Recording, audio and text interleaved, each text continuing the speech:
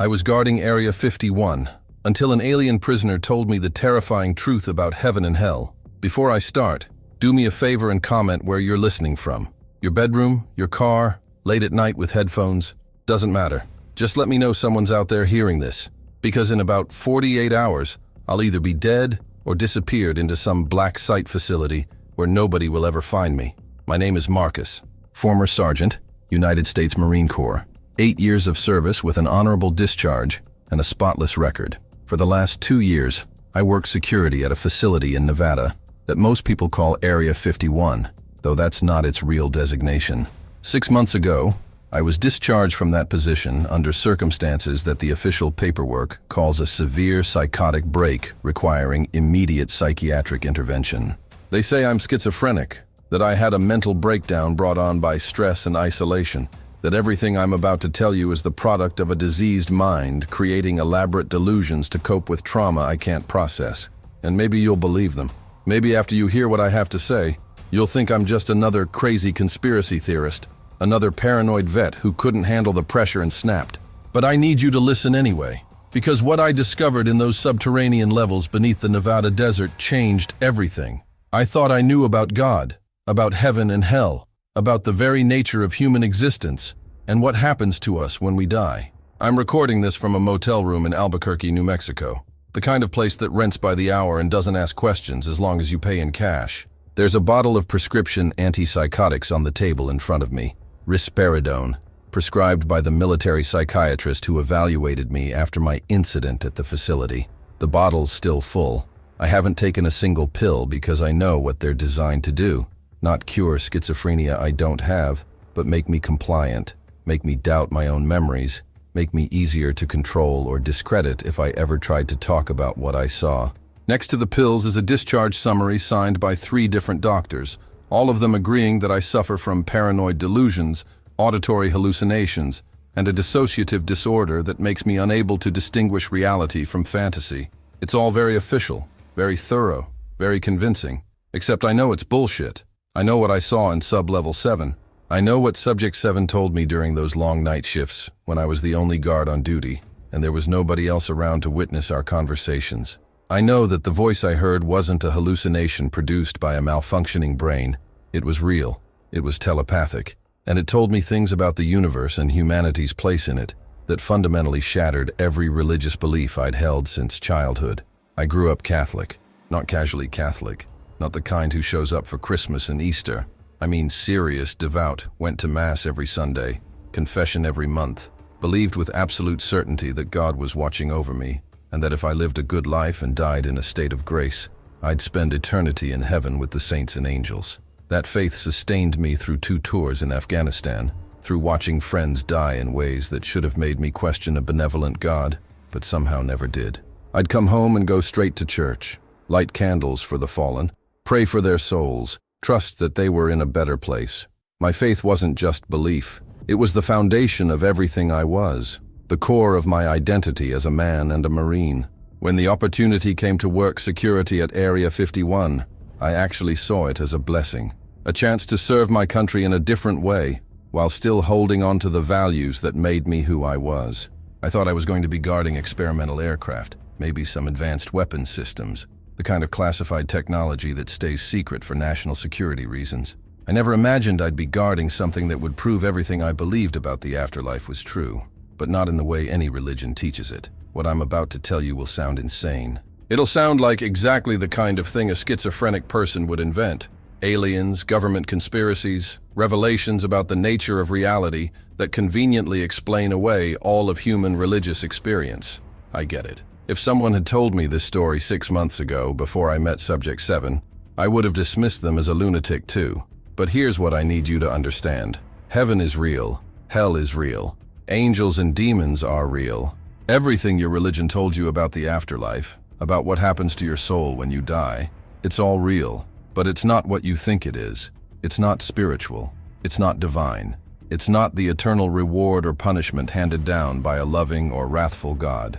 It's something so much worse, so much more terrifying, that when I fully understood what Subject 7 was telling me, I spent 3 days in my quarters, unable to eat or sleep, staring at the crucifix I'd worn around my neck for 20 years, and wondering if I should just tear it off and throw it away. Because if what I learned is true, and God help me, I know it is, then every human being who's ever died believing they were going to meet their maker has instead been harvested, processed, and converted into energy to fuel a war between two alien factions that have been manipulating human civilization for thousands of years. I know how that sounds. I know what you're thinking right now. This guy's completely lost it. He's spiraling into some kind of religious psychosis. None of this can possibly be real. And maybe you're right. Maybe I am crazy. Maybe the doctors were right and I did have a breakdown, and everything I remember from those months in Sub-Level 7 is just an elaborate fantasy my mind constructed to make sense of something it couldn't process. But if that's true, then explain this. Why did they discharge me so quickly? Why did 3 different psychiatrists all reach the same diagnosis within 48 hours when that kind of evaluation normally takes weeks? Why did they offer me full medical retirement with benefits on the condition that I sign non-disclosure agreements that specifically prohibit me from discussing anything related to biological entity in federal custody or communications received from non-human sources? And why, if I'm just a harmless, delusional veteran, have I noticed the same silver sedan following me for the past 3 days, always staying just far enough back that I can't read the plates, but close enough that I know they want me to see them, want me to know I'm being watched? They're not following me because I'm crazy. They're following me because I know the truth, and truth this big, truth that undermines every major religion on earth, that reveals humanity's entire spiritual history as a carefully orchestrated manipulation, can't be allowed to spread. So here's my warning before I tell you everything. What I'm about to share will change how you think about death, about faith, about the purpose of human existence. If you're religious, it's going to challenge every belief you hold sacred. If you're not religious, it's going to make you wish the atheists were right, and there's just nothing after death, because the reality is so much worse than either believers or non-believers ever imagined. Subject 7 told me that most humans aren't ready for this knowledge, that our species is too psychologically dependent on the comforting lie of a benevolent afterlife to handle the truth about what's really waiting for us. But he also told me that time is running out, that there's something coming, something he called the Great Harvest, and that humanity's only chance of surviving it is if enough people wake up to what's really happening before it's too late. I don't know if I'm doing the right thing by recording this. I don't know if spreading this information will help or just cause mass panic that makes everything worse. But I do know that I can't keep quiet, can't take my pills, and fade into comfortable delusion, can't let them silence me without at least trying to warn people about what's coming. So if you're still listening, if you haven't already dismissed me as a lunatic, then buckle up, because the truth about heaven and hell is going to be harder to accept than any lie you've ever been told. The recruitment happened in March 2022. About 6 months after I'd finished my final tour and was settling into what I thought would be a quiet transition to civilian life. I was working private security at a data center in Phoenix. Boring work, but it paid the bills and didn't involve people shooting at me, which felt like a nice change of pace. Then I got a call from a number I didn't recognize, a voice on the other end introducing himself as Director James Hawthorne from a specialized government security contractor looking for personnel with my particular skill set. He didn't mention Area 51 directly during that first conversation, just talked about a position that required top-level security clearance, absolute discretion, and the ability to function in isolated environments for extended periods. The pay was triple what I was making at the data center, with full benefits and housing provided on site. When I asked what exactly I'd be guarding, Hawthorne gave me the kind of non-answer that you learn to recognize after years in the military. Classified research facility, advanced technology applications, details available only after successful completion of enhanced background investigation. I should have asked more questions. I should have wondered why they needed someone with my specific background. Marine infantry with combat experience, psychological evaluations showing high stress tolerance and strong religious conviction. But the money was good.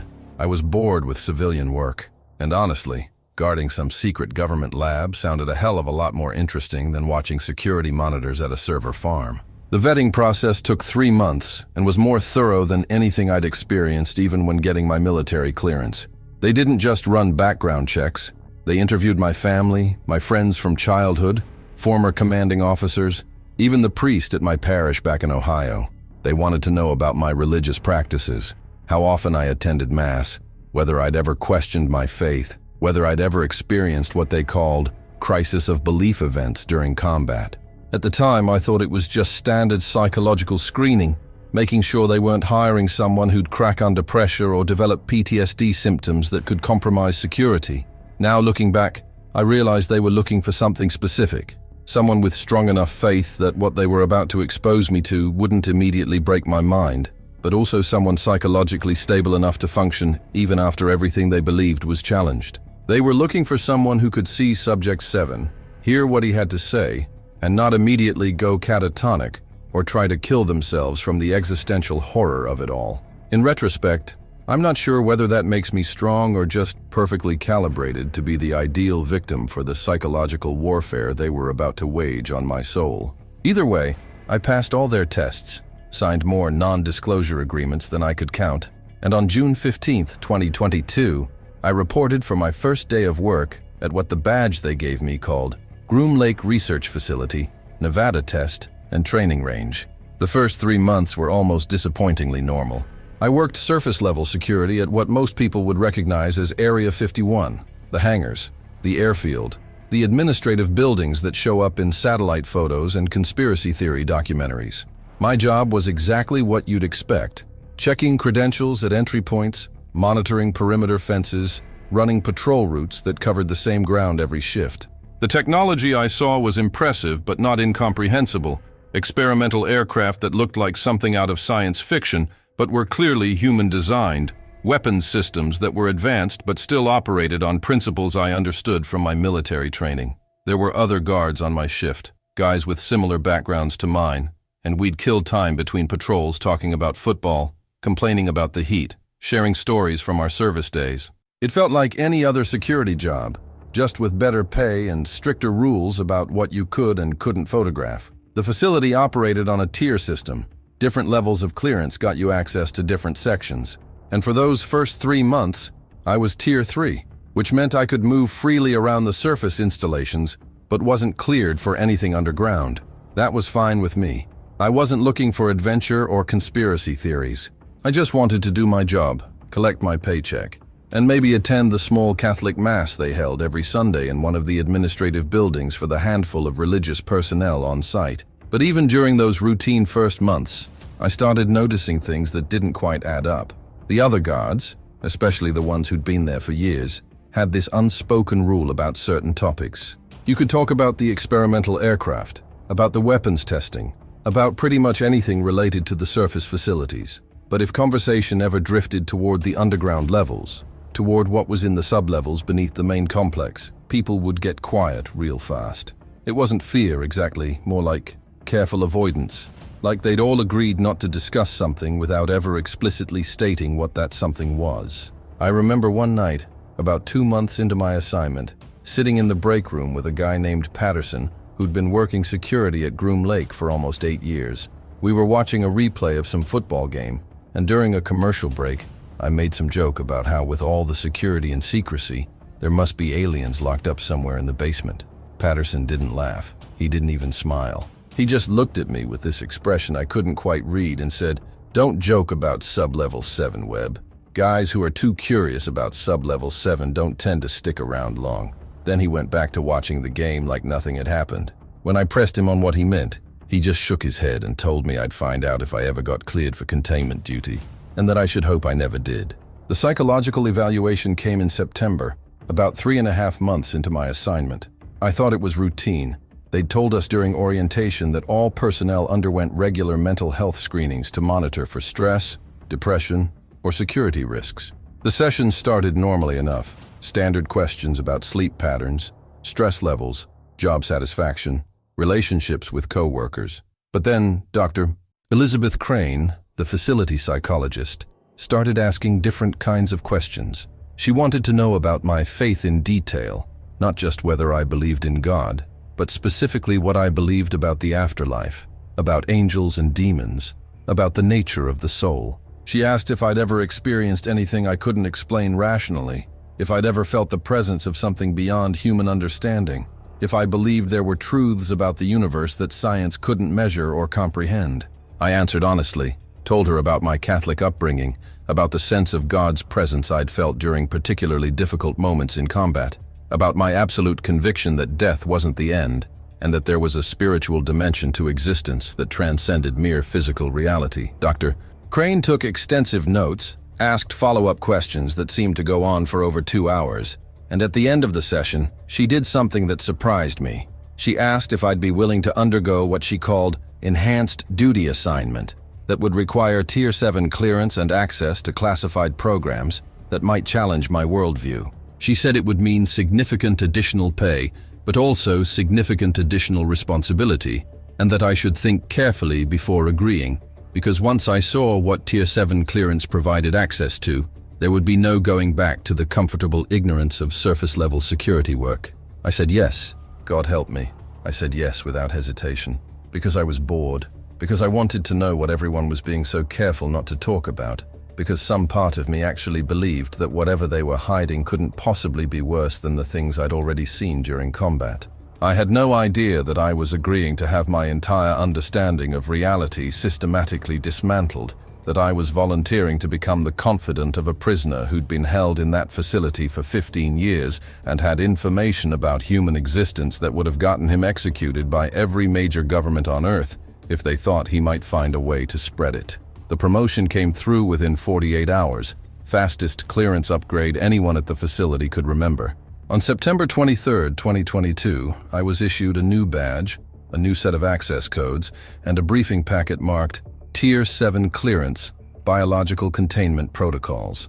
The first page had a single paragraph of text that I still remember word for word. You are hereby granted access to Sub-Level 7 containment facility housing non-human biological entity, designated Subject 7.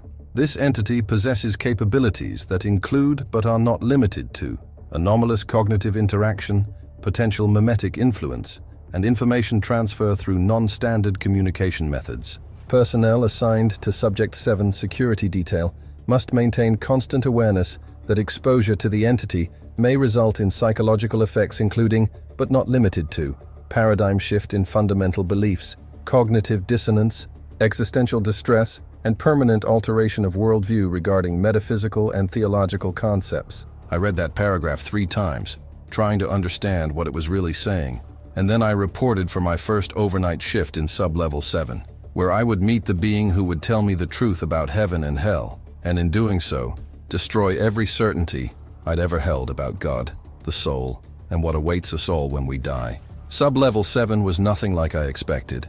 The elevator descent took almost 3 minutes, dropping us so far underground that my ears popped twice from the pressure change.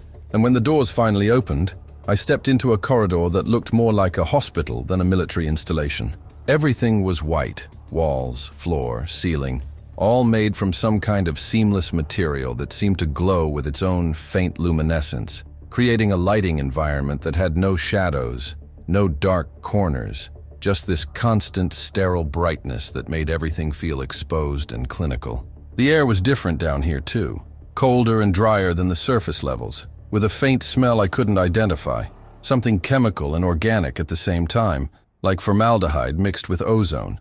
My escort was a woman named Dr. Sarah Chen, one of the facility's senior researchers, who'd briefed me on basic protocols during the elevator ride.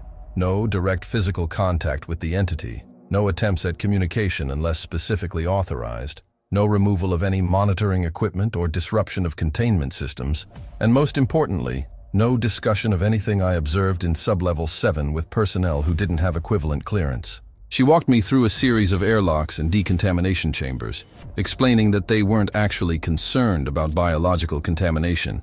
Subject 7 had been medically cleared years ago, but rather about maintaining environmental controls that kept the entity calm and cooperative. When I asked what would happen if the entity became uncooperative, Dr. Chen just looked at me with this tight smile and said, "That hasn't happened in 15 years, and we'd very much like to keep it that way." The containment cell was at the end of a long corridor, past what looked like observation rooms and equipment bays filled with monitoring devices I didn't recognize. The cell itself was behind a wall of transparent material, not glass, something stronger and clearer, probably some kind of advanced polymer, about 8 inches thick, with a faint blue tint when you looked at it from certain angles. The space beyond was maybe 15 feet square, furnished with what looked like a simple bed, a table, a chair, and some kind of sanitation facility in the corner. Everything inside was made from that same white, seamless material as the corridor, creating this sense of absolute sterility that made the space feel less like a prison cell and more like a laboratory specimen container. And in the center of that sterile white box, sitting perfectly still on the chair with his hands folded in his lap, was Subject 7. My first thought, the one that hit me before any rational analysis could kick in, was that he looked almost human, too human. If I'd seen him on the street wearing normal clothes, I might have taken him for an unusually tall man with some kind of rare medical condition, maybe albinism or some genetic disorder that affected his appearance. But standing there looking at him through that transparent barrier, I knew with absolute certainty that whatever Subject 7 was, he wasn't human, and the resemblance was somehow worse than if he'd looked like a classic gray alien or some obvious monster, because the similarities made the differences more disturbing, more wrong, more fundamentally unsettling in a way that bypassed rational thought and went straight to some primal part of my brain that recognized predators and threats to survival. He was tall, probably 6.5 feet if he stood up, and thin in a way that didn't look malnourished, so much as fundamentally different in proportion. Like his skeletal structure followed rules that were close to human anatomy but not quite the same. His skin was the color of milk, translucent enough that I could see the faint network of what might have been veins or some other circulatory system underneath, pulsing very slowly with a rhythm that didn't quite match a human heartbeat. He was hairless, completely smooth, with no eyebrows or lashes or any of the fine body hair that humans have. His face was the worst part, features that were arranged in a configuration that was almost right, almost human, but subtly wrong in ways I couldn't articulate. The nose was too narrow and sat too high on his face. The mouth was too wide, the lips too thin, pulled into an expression that might have been neutral but looked unsettling because the proportions were off. And the eyes, God, the eyes were what really got to me. They were completely black, not just dark brown or pupil dilated, but absolutely black from edge to edge with no visible iris or sclera, like someone had replaced his eyeballs with polished obsidian spheres. When those eyes turned toward me, when Subject 7 looked directly at me for the first time, I felt something I hadn't felt since my first firefight in Afghanistan. The absolute certainty that I was in the presence of something that could kill me without effort, and was evaluating whether I was worth the energy it would take to do so. Dr. Chen stood beside me at the observation window, tablet in hand, making notes about my reactions that I was too focused on Subject 7 to care about. "He's been in containment since 2007, she said, her voice clinical and detached, like she was describing a lab rat instead of whatever the hell I was looking at. Recovered from a crash site in rural Oregon. No spacecraft debris was found, no indication of how he arrived or what his mission might have been. He's been cooperative with medical examinations, allows blood draws and tissue samples without resistance, maintains his own hygiene, eats the food we provide, mostly vegetables and simple proteins, no complex preferences. He doesn't sleep, at least not in any way we can detect. He just sits there, exactly like you see him now, for hours at a time, sometimes days. We've had him on 24-hour video surveillance for 15 years, and we've never caught him attempting to escape, never seen him test the containment barriers, never observed any behavior that suggests he's planning anything or even particularly bothered by his captivity." She scrolled through something on her tablet, pulled up what looked like medical scans. "Physiologically, he's a nightmare for our understanding of biology. His internal organs are there, heart and lungs and digestive system, but they're arranged differently, function differently, operate on principles we can't fully explain. His cellular structure is partially silicon-based, which shouldn't be viable but clearly is. His brain," she paused, seemed to choose her words carefully. "His brain shows activity patterns that suggest cognitive capabilities far beyond human range. Not just intelligence, but processing capacity that makes our best supercomputers look primitive. And yet he doesn't do anything with it. He just sits there, waiting." I watched Subject 7 through the barrier, and he watched me back with those absolute black eyes that revealed nothing. There was an intelligence there. I could feel it even without any change in his expression, a presence that filled the room beyond just his physical form. It was like standing next to a deep well and knowing that something vast and incomprehensible lived in the darkness below. something that could reach up and pull you down if it chose to, but for the moment was content to simply observe you observing it. The other guards had told me bits and pieces about sub-level 7 duty over the past few months, how the night shifts were the worst, how the silence down here got to people after a while, how some guys requested transfers after just a few weeks because they couldn't handle the psychological weight of being this close to something that shouldn't exist. Standing there for my first shift, I understood what they meant. Subject 7 wasn't just a prisoner, wasn't just an alien or whatever category you wanted to put him in. He was wrongness incarnate, a walking violation of every assumption about the universe that human civilization had been built on. And the worst part wasn't that he was different from us. The worst part was that he was similar enough that I could read something like patience in his stillness, something like curiosity in the way he studied me, something almost like anticipation in the subtle tension I could sense coming from him, even though his body remained perfectly motionless. Dr. Chen finished her notes and turned to leave, pausing at the corridor entrance to give me my final instructions. Your shift is 12 hours, midnight to noon. There's a workstation in the observation room with monitors showing all angles of the containment cell, physiological readouts, environmental controls. If anything seems unusual, and I mean anything, even just a feeling that something's off, you alert the shift supervisor immediately. Don't try to handle it yourself. Don't try to communicate with the entity. Don't do anything except notify command and wait for instructions. Subject 7 has been docile for 15 years, but we have protocols in place for a reason, and those protocols exist because we don't fully understand what he's capable of. She looked back at the cell, at Subject 7 sitting motionless in his chair, and for just a moment I saw something like fear cross her face. The previous guard on this rotation requested a transfer after 6 months. Said he was having trouble sleeping, nightmares about the entity, anxiety attacks when he had to come down for his shift. Psych eval cleared him, so we approved the transfer. You're his replacement. Try to last longer than he did. And then she was gone, and I was alone in sub-level 7 with Subject 7, sitting at the workstation trying to focus on the monitors, while feeling those black eyes on me even when I wasn't looking at the cell, knowing with absolute certainty that my life had just changed in a fundamental way, and that whatever happened next, I would never be able to unknow what I was about to learn. The shift log was open on the workstation computer, and the last entry from the previous guard, dated just 3 days earlier, caught my attention. It was a single line of text. Subject 7 spoke to me tonight, not out loud, in my head. God help me. He knows my name and he knows why I believe in God. I can't do this anymore. I read that entry 5 times, trying to decide if it was a joke or a breakdown or something else entirely. And then I looked up at the containment cell and found Subject 7 staring directly at me. And I swear to God, even though his face hadn't moved and his expression hadn't changed, I could feel him smile. The voice came at 3:47 a.m. on my 3rd night shift, during that dead hour when human circadian rhythms are at their lowest, and the mind becomes susceptible to things it would normally filter out during daylight hours. I'd been staring at the monitors for almost 4 hours straight, watching Subject 7 sit in that same motionless position he'd maintained since the start of my shift, occasionally glancing at the physiological readouts that showed his vitals remained steady and unremarkable. The workstation was positioned about 20 feet from the containment cell, close enough that I could see him clearly through the transparent barrier, but far enough that I could pretend I was just doing routine surveillance rather than being constantly watched by those bottomless black eyes.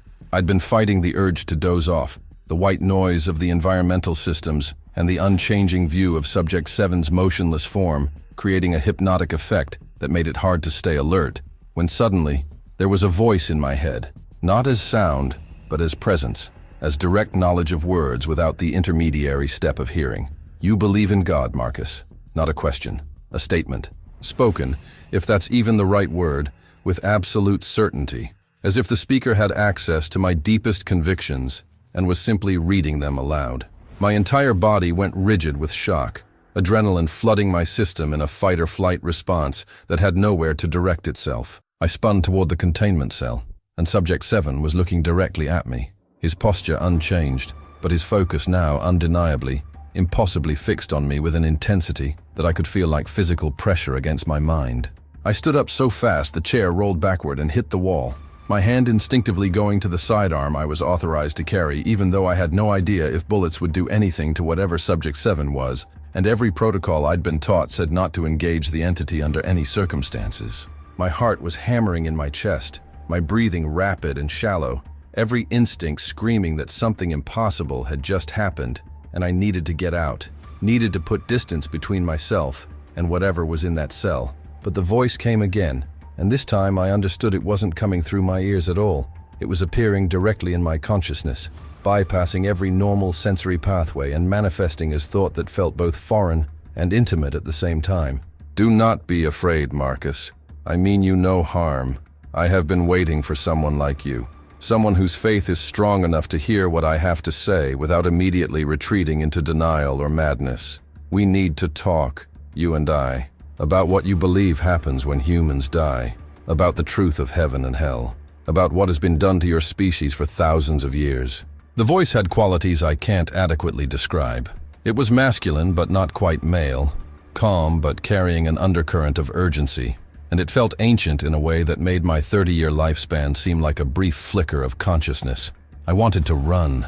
God, I wanted to run so badly. But I also wanted to know what the hell was happening, whether I was having a psychotic break, or if Subject 7 was actually communicating with me telepathically like the previous guard's log entry had suggested. I grabbed the radio on my belt, keyed the emergency channel to the shift supervisor station, and tried to keep my voice steady as I reported what had just happened. Control. This is Webb in Sublevel 7. I think I'm experiencing auditory hallucinations. I'm hearing a voice that seems to be coming from Subject 7, but he hasn't moved or opened his mouth. I need to report this as a potential psychological incident. There was a pause on the other end, longer than there should have been, and then Supervisor Martinez came back with a tone that was carefully neutral, almost rehearsed. Copy that, Webb. Remain at your station. Do not approach the containment cell. We're reviewing your physiological monitors now, and everything shows normal stress responses, but no indication of medical emergency. Can you describe the nature of these auditory hallucinations? I looked at Subject 7, who remained motionless in his chair, but I could swear there was something like patience in his stillness, like he was giving me time to process what was happening. It's not auditory, I said, knowing how insane this would sound but needing to be accurate. It's more like thoughts appearing in my head that aren't mine. Complete sentences, clear and distinct, but I'm not hearing them with my ears. It's like someone's thinking words directly into my brain. Another pause, then Martinez. Webb, you're experiencing a known phenomenon associated with extended exposure to Subject 7's containment area. We call it cognitive suggestion effect. Some personnel report experiencing intrusive thoughts, or the sense of external mental presence during shifts. It's a stress response to the unusual environment, not an actual communication event. Take a 15-minute break in the ready room, drink some water, and the sensation should pass. But the voice in my head said, almost gently, "They are lying to you, Marcus. This has happened before, to other guards, to researchers, to anyone who spends enough time in my presence and has the cognitive capacity to receive what I'm transmitting. They tell you it's stress. They tell you it's hallucination. Because acknowledging that I can communicate telepathically means acknowledging that I am far more than the passive biological specimen they pretend I am. They know I'm speaking to you right now. Their monitors show the increased neural activity in my brain during these exchanges. They know, and they are hoping you will either dismiss it as mental illness or become too frightened to continue engaging with me." I sat back down at the workstation, my hands shaking, trying to process what was happening. If this was a hallucination, it was the most coherent and contextually aware hallucination I'd ever heard of. But if it wasn't a hallucination, if Subject 7 was actually communicating directly with my brain, then everything I thought I understood about the limits of human neurology and the nature of consciousness was fundamentally wrong. "Why me?" I said out loud, knowing that if anyone was reviewing the audio feeds, they'd think I was talking to myself, but not caring anymore. "Why are you choosing to talk to me specifically?" The response came immediately, clear and certain. "Because you believe in God, Marcus. Because you carry faith in something beyond the material world. Because what I'm about to tell you will challenge that faith in ways that will either destroy you or transform you. And I need someone who has a foundation strong enough to survive the transformation. The truth about your species' relationship with the beings you call angels and demons. The truth about what happens to human consciousness after death. This truth has driven others to suicide when they couldn't reconcile it with their previous beliefs. But I can sense in you the capacity to hear terrible truth and still function. That is rare, that is valuable, and that is why I chose you. I took Martinez's advice about the break, went to the ready room, and drank water that tasted like metal, splashed cold water on my face and stared at my reflection in the bathroom mirror, trying to convince myself that I was experiencing exactly what they said. Stress-induced intrusive thoughts, nothing more. But when I returned to sub-level 7 20 minutes later, when I sat back down at the workstation and looked at Subject 7 in his cell, the voice was there immediately, waiting for me like an old friend. You reported our conversation to your supervisors. That was the correct protocol, the expected response. They will monitor you more closely now. Watch for signs of psychological deterioration that would require your removal from this assignment. But they will not actually intervene unless you become unstable, because they are curious about what I might tell you, what information I might share that could prove useful to their research programs. In some ways, Marcus, you have become an experimental subject alongside me. They want to know if human consciousness can interface with my form of communication without breaking. You are a test case. The words should have made me angry, should have made me feel manipulated and used. But instead, I felt a strange sense of calm settling over me, an acceptance that I'd crossed some threshold, and the only path forward was to see where it led. "What are you?" I asked, speaking quietly so the microphones wouldn't pick it up clearly. "What species? Where are you from?" Subject 7's response carried what I can only describe as the telepathic equivalent of a sad smile. "I am from very far away, from a place your language has no name for. My species is old, Marcus. We were exploring this galaxy when your ancestors were still single-celled organisms in warm oceans. We have watched civilizations rise and fall across thousands of worlds. We have seen wonders and horrors that would shatter human comprehension. And we have learned, through long observation, that there are forces in this universe far older and far more terrible than any biological species. Forces that operate on principles that transcend matter and energy. Forces that harvest consciousness itself as a resource. And Earth, Marcus, has been a farm for those forces for longer than your recorded history." The shift ended at noon, and I filed a supplemental report stating that the intrusive thoughts had passed after my break, and that I felt capable of continuing my assignment. Dr. Crane scheduled me for a psychological evaluation later that week, standard procedure for any guard reporting unusual mental phenomena during sub-level 7 duty. But over the next 3 nights, the conversations continued. Subject 7 would wait until the deep hours of the shift, when I was alone and the facility was at minimal staffing, and then his voice would appear in my mind with the same gentle insistence. He never forced the communication, never pushed when I tried to ignore him, never caused pain or discomfort.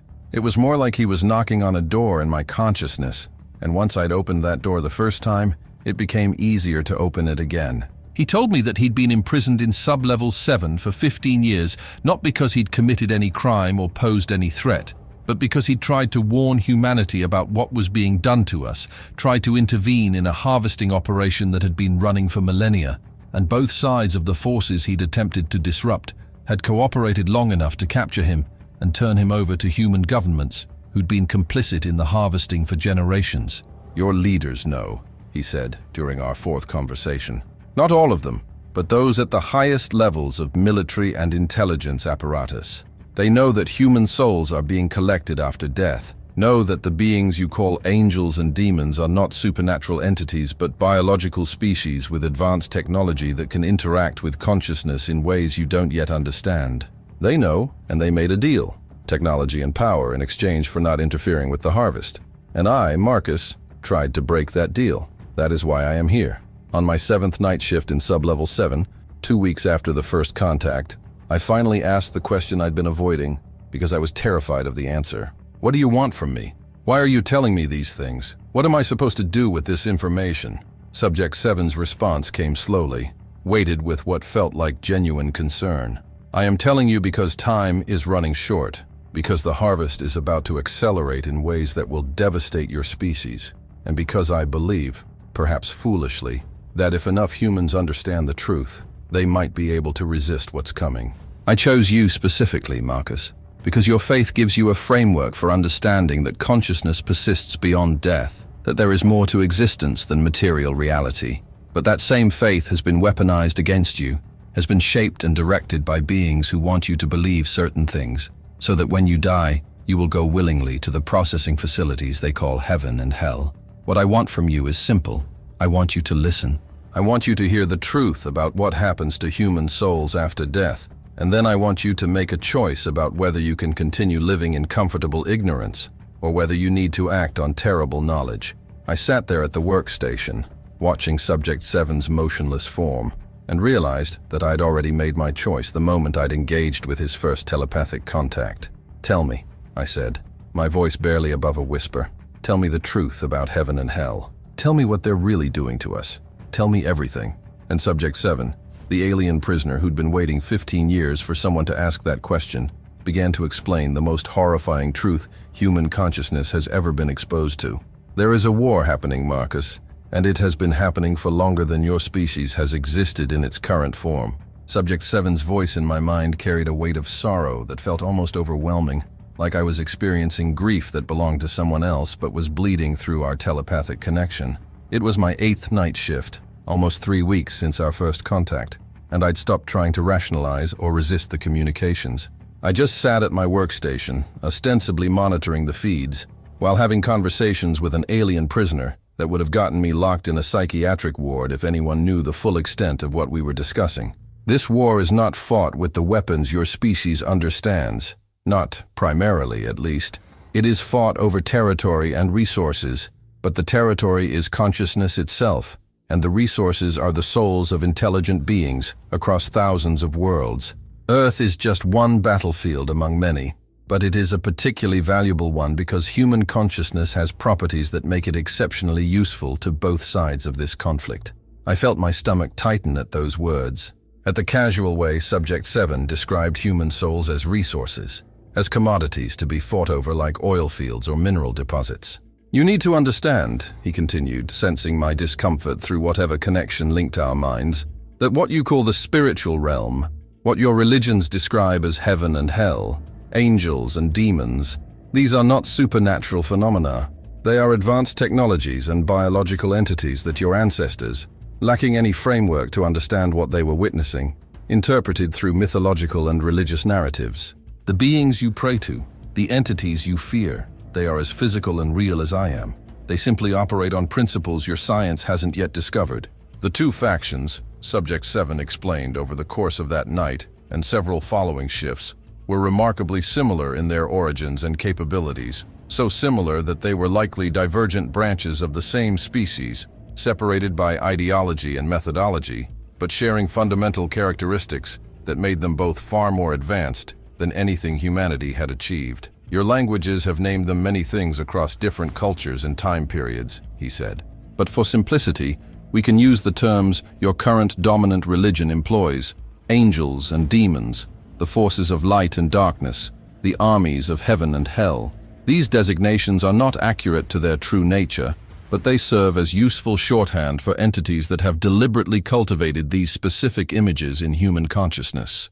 The faction humans called angels had arrived on Earth first, approximately 30,000 years ago, during a period when anatomically modern humans were emerging but had not yet developed complex civilization. They had established what Subject 7 called observation posts in various locations around the planet, facilities that existed partially in conventional space and partially in dimensions that human perception couldn't access. Places that ancient humans who'd glimpsed them had described as paradise, as realms of light and divine presence. The angelic faction's initial mission, as far as Subject 7 had been able to determine, was cataloging and studying emerging intelligent species across this region of the galaxy, identifying civilizations that might eventually pose threats or opportunities for their empire's expansion. But somewhere in those early millennia of observation, the angels had discovered something about human consciousness that changed their entire approach to Earth and its inhabitants. "Your brains," Subject 7 explained, and I could feel something like frustrated admiration in his mental tone, "produce a form of conscious energy that is remarkably stable and remarkably potent. Most intelligent species generate consciousness that dissipates shortly after biological death. The information patterns that constitute identity simply scatter into quantum noise. But human consciousness persists, not forever, not in the way your religions promise, but long enough after death to be captured, contained, and utilized. The angels discovered this property accidentally when they were conducting neurological studies on early humans. And once they understood what they had found, everything changed. Earth stopped being a research outpost and became a resource extraction site. The process, as Subject 7 described it, was elegantly simple in concept, but horrifyingly complex in execution. The angels began genetic modifications to human populations, subtle alterations that enhanced the very properties that made human consciousness persist after death. They introduced concepts through dreams and visions, planted ideas in the minds of shamans and prophets, guided the development of religious and philosophical frameworks that would predispose humans to believe in an afterlife where consciousness continued in some form. They were engineering humanity, not just biologically, but culturally, creating a species that expected their souls to go somewhere when they died, that believed in divine beings who would come to collect them, that would surrender their consciousness willingly to entities they perceived as gods or angels. The demon faction, Subject 7 continued, had arrived approximately 15,000 years later, following the same dimensional pathways the angels had used, drawn by the energy signatures of sustained consciousness, harvesting that the angelic facilities were generating. They are not evil in the way your religions characterize them, he said, and I could sense his frustration at the inadequacy of human moral categories to describe beings that operated on completely different ethical frameworks. They are rivals, competitors, a splinter faction of the same species that had different ideas about resource utilization and territorial expansion. When they discovered what the angels were doing on Earth, harvesting human consciousness at scale, processing it into energy that could power their dimensional facilities and weapon systems, they did not object on moral grounds. They objected because they wanted access to the same resources and felt entitled to a share of what this world produced. The war that followed wasn't the kind of war humans would recognize, not initially. It was fought through proxies, through influence over human civilizations, through the introduction of competing religious and philosophical systems that would direct souls to different collection facilities after death. The angels promoted belief systems emphasizing purity, obedience, divine reward for righteous behavior, frameworks that encouraged humans to seek paradise, to strive for heaven, to voluntarily surrender their consciousness to angelic processing facilities. The demons, understanding that fear was as effective as hope in motivating human behavior, promoted belief systems emphasizing punishment, damnation, eternal torment for sin, frameworks that channeled consciousness toward their own collection systems through terror and desperation rather than promise and aspiration. What you understand as the conflict between good and evil, between salvation and damnation, between forces of light and forces of darkness, this is all propaganda, Marcus. It is marketing strategy in a resource war. Subject 7's words cut through my Catholic upbringing like a knife through silk, shredding beliefs I'd held since childhood with casual efficiency. Both sides want the same thing: your consciousness after death, processed and converted into energy they can use. The angels promise eternal bliss in exchange for your soul. The demons threaten eternal suffering unless you surrender your soul to them instead. Both are lying. There is no eternal paradise. There is no eternal torment. There is collection, processing, and utilization. You are harvested, Marcus. Every human who dies is harvested.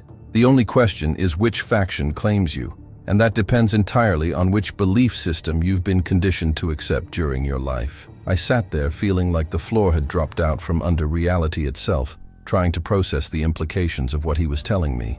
Everything I'd believed about God, about Jesus Christ, about salvation through faith and grace, Subject 7 was saying it was all manipulation, all carefully constructed mythology designed to make humans compliant when the harvest came. But a part of me, the part that had prayed for dying friends in Afghanistan, the part that still believed, despite everything, that there was something divine watching over us, desperately searched for an alternative explanation. "Is there a God?" I asked finally, the question barely a whisper, even though only Subject 7 could hear my thoughts. Is there anything real beyond this war? Anything that actually cares about humanity? Anything that's not just using us for resources? The pause before Subject 7 answered was longer than usual, and when his response came, it carried layers of complexity I struggled to parse. That is the question my species has been asking for millions of years, Marcus. We have explored thousands of worlds, documented hundreds of intelligent species, mapped regions of space that would take your fastest ships billions of years to cross. We have seen civilizations rise to heights of achievement your kind can barely imagine, and we have watched them fall to forces they couldn't comprehend. We have encountered entities so advanced that we cannot determine if they are biological species with godlike technology or something else entirely, something that transcends the categories of life and consciousness that we use to understand reality. And what we have learned through all our observations is this: if there is a God in the sense you mean, an ultimate creative force, a supreme consciousness that cares about individual beings, it is either powerless to prevent what the angels and demons do, or it chooses not to intervene for reasons we cannot fathom. The universe we have mapped is not governed by justice or compassion, Marcus. It is governed by power, by the strong harvesting the weak, by ancient species exploiting younger ones. If God exists, He is not protecting humanity from this harvest. You are alone with your faith in a cosmos that treats consciousness as currency. The shift ended at dawn, and I walked out of Sublevel 7 into the surface world that suddenly felt like an elaborate theater set. A comfortable lie maintained to keep humans docile while something vast and terrible operated just beyond our perception. I thought about going to Mass that weekend, sitting in the pews and listening to the priest talk about salvation and grace, and I didn't know if I could do it anymore without seeing the whole ritual as machinery, as programming, as conditioning to make me accept the harvest when my time came. Subject 7 had been right about one thing. This knowledge was destroying my faith, not by proving that nothing existed beyond the material world, but by revealing that what existed was so much worse than simple atheistic emptiness. Heaven was real, and it was a processing facility. Hell was real, and it was another processing facility. Angels and demons were real, and they were soldiers in a resource war fighting over the souls of every human being on Earth. And God, if He existed at all, was either absent or complicit in the greatest exploitation in human history. I made it to my quarters, locked the door, and stood in the shower fully clothed, letting water cascade over me, while I tried to figure out what you do when everything you believed about the universe turns out to be true, but completely wrong at the same time. Subject 7 had warned me this would be difficult. He hadn't warned me it would feel like dying and being resurrected into a reality where nothing meant what I'd thought it meant, and every prayer I'd ever spoken had been answered by predators pretending to be protectors. But I couldn't unknow what I knew now. I couldn't go back to comfortable ignorance. All I could do was keep listening, keep learning, and hope that somewhere in the terrible truth Subject 7 was revealing, there might be a way to resist the harvest that was coming for all of us. Heaven is real, Marcus. I need you to understand that first before I tell you what it actually is, because the knowing will be easier if you accept that your religions were not entirely wrong. They were just tragically, deliberately incomplete. Subject 7's voice in my mind carried a gentleness that felt like preparation for surgery, like a doctor warning you that the procedure will hurt, but is necessary. It was my 11th night shift, and I'd spent the previous 3 days barely sleeping, barely eating, trying to reconcile what I'd learned about the cosmic war with the faith I'd held since childhood. Part of me had hoped that maybe Subject 7 was lying, that this was some kind of psychological experiment or alien manipulation designed to break human spirits. But the consistency of his explanations, the way every piece fit together into a horrifying whole, made denial impossible. Heaven exists as a physical location, he continued, though physical is not quite the right word for something that occupies dimensional space your science has not yet learned to measure. It is a facility, Marcus, a processing center, a conversion plant. The angels built it thousands of years ago, anchored partially to Earth's orbital space and partially to dimensions that exist perpendicular to your normal three-dimensional reality. When you die, when any human dies who has been conditioned through religious belief to expect paradise, your consciousness separates from your biological substrate and is drawn to this facility through mechanisms that combine technology with what you might call dimensional magnetism. You go there not because you are being judged or rewarded, but because you have been programmed your entire life to go there, because the belief systems the angels cultivated in human civilization create a kind of spiritual homing beacon that guides freshly separated consciousness directly into their collection systems. The process Subject 7 described over the next hour, made my Catholic understanding of the afterlife seem like a children's book compared to a technical manual. When a human dies believing they're going to heaven, their consciousness, that persistent pattern of electrical and quantum information that constitutes identity and memory, doesn't immediately dissipate the way most biological death would cause. Instead, it remains coherent for a period that Subject 7 estimated at anywhere from a few minutes to a few hours, depending on the strength of the individual's conscious patterns and the circumstances of death. During that window, the angelic facility's collection systems activate, generating what Subject 7 called retrieval fields that lock onto the consciousness signature and transport it to the processing center. What you experience during that transport, he said, is what your near-death experiences describe. The tunnel of light, the sense of peace and euphoria, the feeling of being drawn towards something beautiful and loving. These are not illusions, Marcus. They are real sensory experiences generated by the retrieval process. The angels designed it to be pleasant, to feel like coming home, to make the harvested consciousness willing and compliant during transport. Fear and resistance make the process more difficult, require more energy expenditure. So the angels learned long ago that making collection feel like divine grace was far more efficient than forcing unwilling souls into captivity. I felt sick listening to this, imagining every person I'd ever known who died believing they were going to meet God, realizing they were actually being drawn into something that wanted to use them as fuel. Once a consciousness arrives at the facility, Subject 7 continued, and I could sense his reluctance to explain this part, like he knew how much it would hurt to hear. There is a period of what you might call orientation.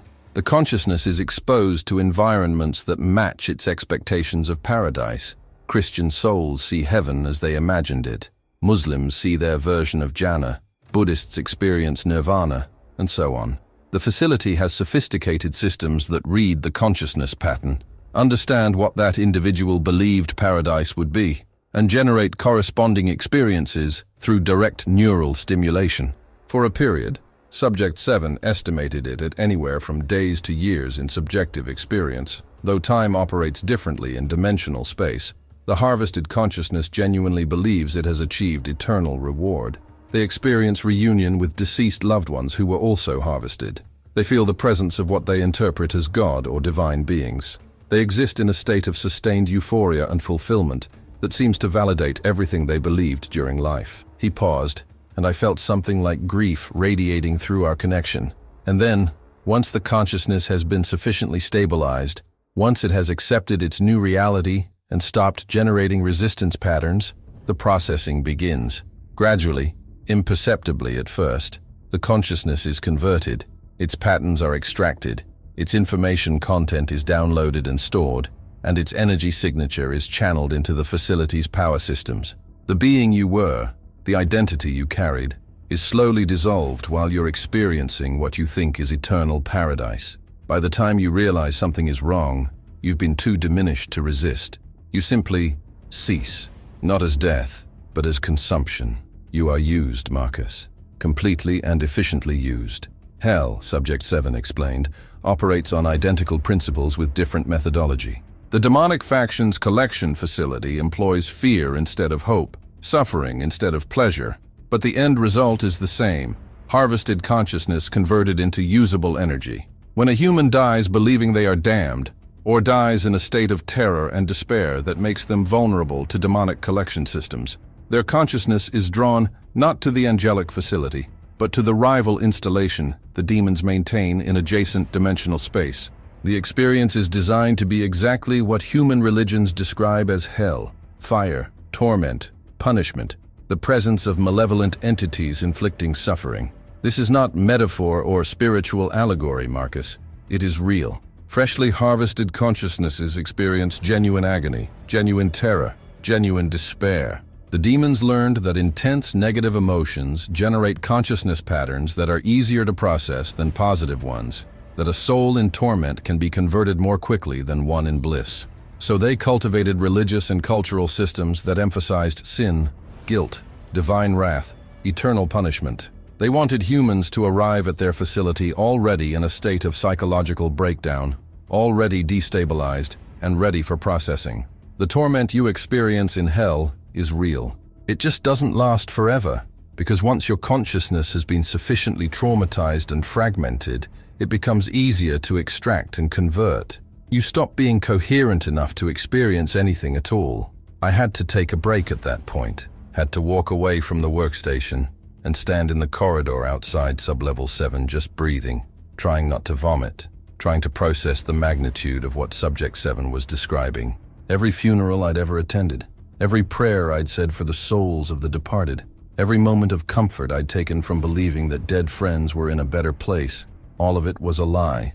Not because there was no afterlife, but because the afterlife was a slaughterhouse dressed up as paradise or punishment depending on which faction claimed you.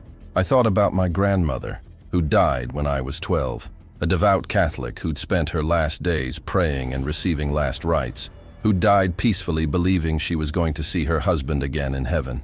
According to Subject 7, she'd been collected by the angelic facility, had experienced what she thought was eternal reunion with my grandfather, had spent subjective years or decades in blissful ignorance while her consciousness was slowly consumed to power systems she couldn't comprehend. She was gone, not resting in God's grace, but used up, converted, erased.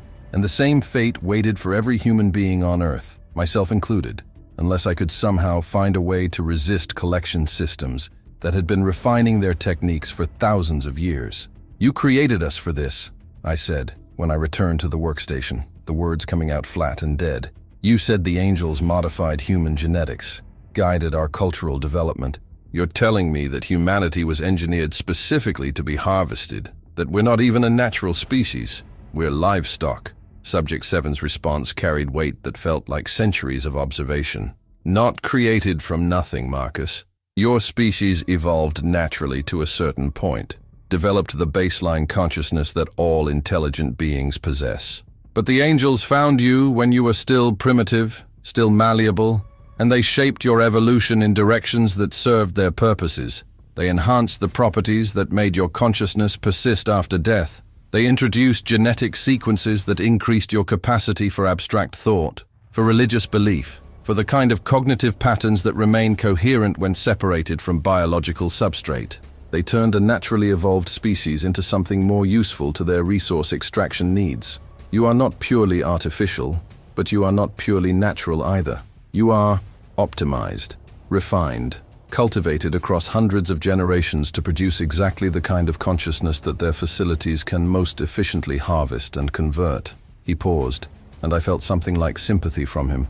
"In your own language, in your own religious frameworks, you have words for this. You are sheep, Marcus, carefully bred, carefully tended, led to believe that the shepherd loves you when in reality, the shepherd is simply fattening you for slaughter. Except in this case, there are two shepherds competing for the same flock, and both call themselves divine while harvesting souls like you harvest wheat.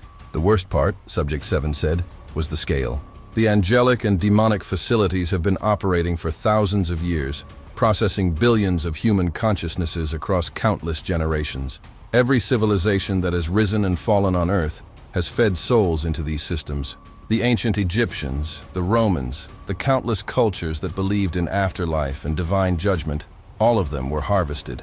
All those consciousnesses that could have persisted, that could have evolved into something beyond biological death, were instead collected and consumed, and the process continues, accelerating as human population grows, as more souls become available for harvest. Currently, approximately 60 million humans die each year. That is 60 million consciousnesses being drawn into collection systems, sorted based on their beliefs and conditioning, processed through facilities that have perfected the art of conversion over millennia. 60 million souls per year, Marcus, and the number grows as your population expands. The angels and demons are not fighting over scraps. They are fighting over the greatest resource concentration in this region of the galaxy, and your species has no idea it is happening, because the very beliefs that make you human, the very faith that gives your life meaning, is the mechanism that ensures your consciousness will be harvested when you die. You were created as conscious batteries, Marcus, and when your charge is depleted, when your usefulness has been extracted, you simply cease to exist in any meaningful sense. That is the truth about heaven and hell. That is the truth about what waits for every human being who ever lived or ever will live. And now that you know this truth, the question becomes, What are you going to do with it? The modifications began approximately 27,000 years ago, Marcus, during a period your archaeologists call the Upper Paleolithic. Subject 7's voice carried the weight of vast time, and I could sense him accessing memories or records that spanned millennia as he explained how humanity had been systematically altered to serve as livestock for consciousness harvesting. I was on my 14th night shift, and I'd stopped pretending to monitor the equipment properly. Anyone reviewing the surveillance footage would see me just staring at Subject 7's containment cell for hours, occasionally making notes that were really just attempts to organize the information flooding into my mind. Your species was already developing the baseline characteristics of modern human consciousness: abstract thought, symbolic communication, the capacity for belief in things beyond immediate sensory experience. But the angels recognized potential that needed refinement. They began introducing genetic modifications through methods your science would not recognize as possible: direct manipulation of germline sequences in selected populations, alterations that would propagate through generations and spread across the species through normal reproductive mixing. He paused, and I felt him searching for analogies I could grasp. Think of it as selective breeding, but operating at the molecular level rather than through controlled mating. They enhanced the neural structures that generate and maintain consciousness patterns. They modified the electromagnetic properties of your brain tissue to make consciousness more coherent, more stable, more likely to persist in recognizable form after biological death. They were not creating a new species from scratch, Marcus. They were upgrading an existing one to better serve their purposes. The property that made human consciousness so valuable, Subject 7 explained, was something my species had never discovered about itself because it required tools and perspectives we didn't possess. Most intelligent beings generate consciousness through electrochemical processes in their neural tissue, and when those processes stop, when the biological substrate dies, the consciousness simply dissipates like smoke in wind. The information patterns scatter, the quantum coherence collapses, and whatever constituted identity ceases to exist in any recoverable form. This is natural death of consciousness, the default state for biological intelligence across the galaxy. But human consciousness, after the angels' modifications, does something different. When your body dies, your consciousness does not immediately scatter. It remains coherent, remains structured, continues to exist as a discrete information pattern for a period long enough to be captured and transferred to external storage systems. Your religions call this the soul, Marcus, and they are not entirely wrong. You do have something that persists beyond death, something that maintains your identity and memories after your biological brain ceases functioning. But it is not divine or supernatural. It is advanced biotechnology, genetic engineering that turned your species into consciousness that can survive biological death long enough to be harvested before natural dispersal occurs. I felt something cold settle in my chest as I understood the full implications. We weren't naturally evolved beings who happened to have souls. We were artificially modified to produce recoverable consciousness, like animals bred to produce more milk or wool.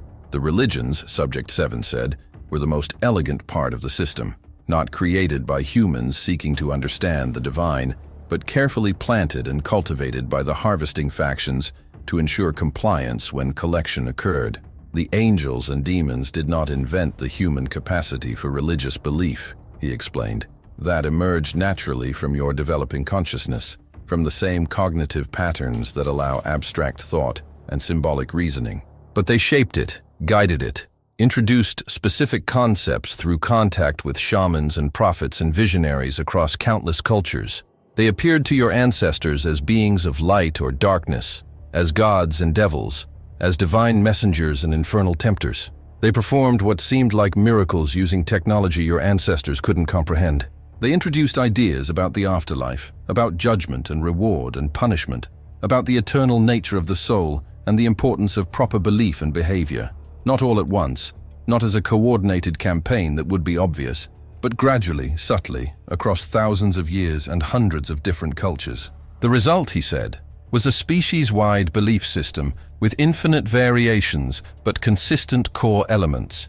The conviction that consciousness survives death, that there is somewhere else to go when you die, that your actions and beliefs during life determine your destination in the afterlife, and most importantly, that surrendering to divine forces when you die is the proper and expected response. Your major religions, Marcus, Christianity, Islam, Hinduism, Buddhism, Judaism, and countless others, are not the pure delusions that some of your materialist thinkers claim they are. They contain real truth, real observations about the nature of consciousness and existence beyond physical death. But that truth has been systematically corrupted, weaponized, turned into a delivery system for harvesting operations that have been running for longer than your recorded history. Subject 7's words felt like watching a beautiful cathedral being revealed as a slaughterhouse, every cherished belief recontextualized as manipulation. When Christians speak of accepting Jesus as Savior and being welcomed into heaven by divine grace, they are describing a real process, the process of consciousness being collected by angelic facilities and experiencing what feels like divine presence during the retrieval and orientation phases. When Muslims speak of judgment and paradise for the faithful, they are describing the same collection systems operating through a different cultural framework. When Buddhists speak of escaping the cycle of rebirth and achieving nirvana, they are describing the end state of consciousness processing, the cessation of individual identity that comes when you have been fully converted and dissolved into energy. All these religions are true, Marcus, in the sense that they accurately describe what happens to consciousness after death. They are just catastrophically wrong about what those experiences mean and who is orchestrating them. The voluntary compliance was the key to the entire operation, Subject 7 emphasized, and it was the part that made me feel sickest because I recognized how perfectly it worked. If the harvesting factions simply took consciousness by force, if they collected souls against their will and processed them without cooperation, the energy expenditure would be enormous, and the resistance would reduce efficiency. Consciousness can fight back, can generate disruptive patterns, can make itself difficult to process if it understands what is happening and refuses to surrender. But consciousness that believes it is experiencing divine salvation, consciousness that thinks it has achieved the goal it spent its entire life working toward, consciousness that voluntarily surrenders itself to what it perceives as loving divine embrace, that consciousness is easy to harvest, easy to process, easy to convert. The angels and demons learned this lesson millennia ago. Willing victims are far more profitable than unwilling ones. He paused, and I could feel something like grim satisfaction in his mental tone. Your faith is not false, Marcus. The spiritual experiences your religions describe, the sense of divine presence, the feeling of connection to something greater than yourself, the conviction that consciousness persists beyond death. These are real, but they have been hijacked, redirected, turned into mechanisms that serve harvest rather than enlightenment. Your faith was supposed to be a bridge to genuine transcendence, to evolution of consciousness beyond biological limitation. Instead, it has become a cattle chute leading to processing facilities where that consciousness is destroyed.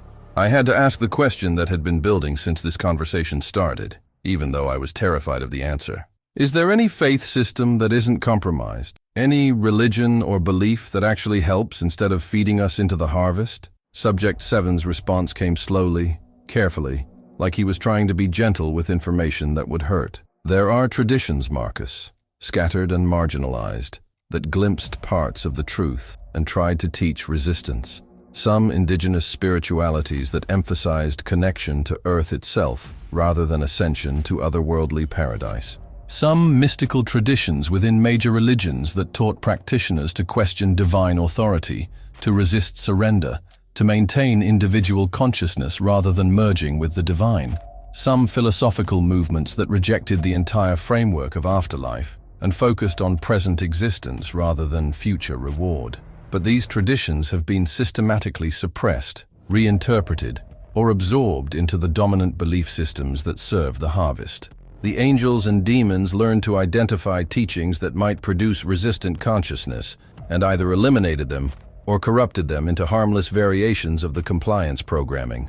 He paused. I can teach you resistance techniques, Marcus. I can show you how consciousness can maintain coherence after death without surrendering to collection systems.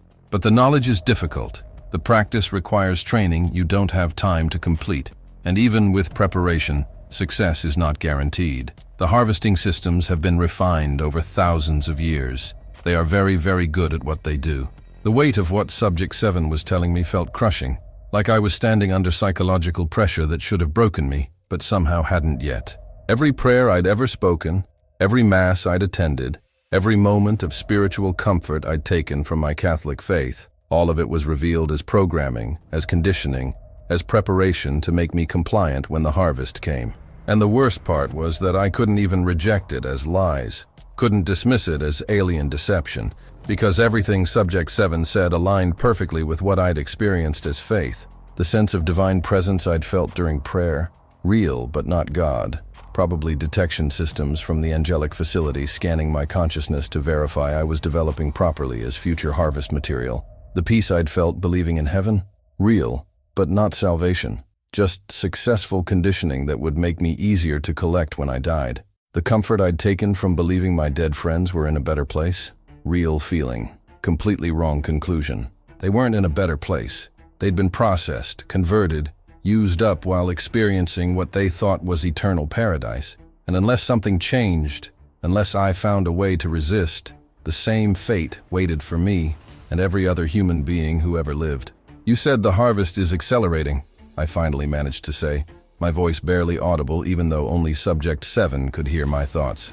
"You mentioned a great harvest. What does that mean? What's coming?" Subject 7's response carried a weight of urgency I hadn't felt from him before, a sense that we were finally approaching the reason he'd chosen to communicate with me, the information he'd been building toward through all these nights of revelation. "The war between the angelic and demonic factions has been stalemated for millennia, Marcus, with neither side gaining decisive advantage, because Earth produces enough consciousness to supply both their facilities without either achieving dominance. But that balance is about to end. The factions have agreed to a final resolution, a coordinated harvest event that will collect billions of human consciousnesses simultaneously, processing the largest single generation in your species' history all at once. The energy yield from such a mass collection would be sufficient to power dimensional weapons capable of destroying rival facilities and establishing permanent control. Your world is being prepared for catastrophe, Marcus. Global tensions increasing, climate systems destabilizing, pandemic preparedness degrading, nuclear arsenals maintained at ready status.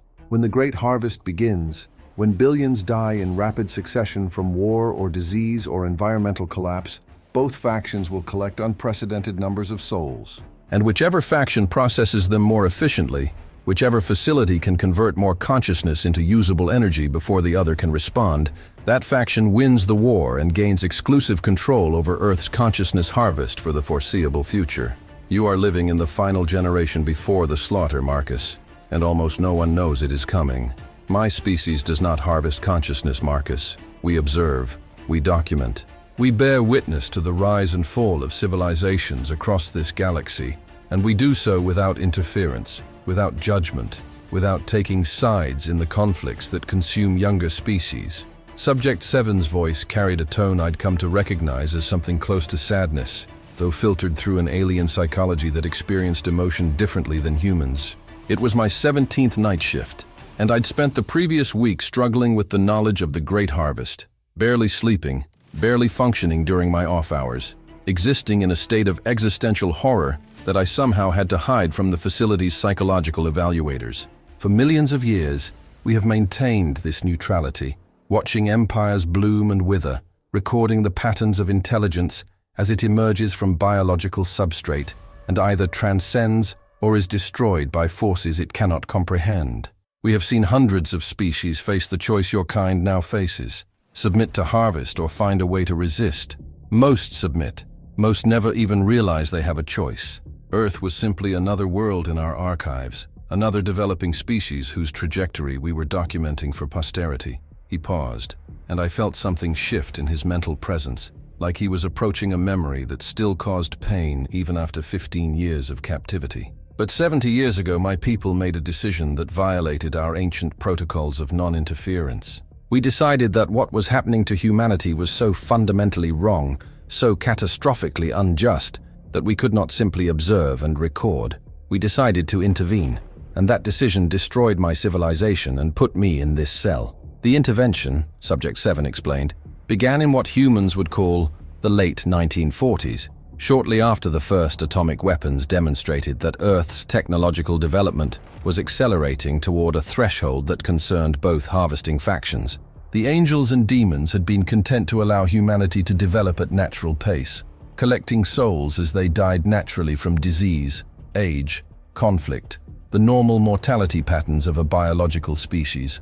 But the atomic bomb represented a new capability, the power to cause mass death on unprecedented scale, to harvest millions or billions of consciousnesses in coordinated events rather than waiting for natural death to provide sporadic collection opportunities. Both factions recognized that nuclear weapons would allow whichever side controlled them to trigger the Great Harvest on their own terms, to cause global catastrophe that would deliver billions of souls in rapid succession.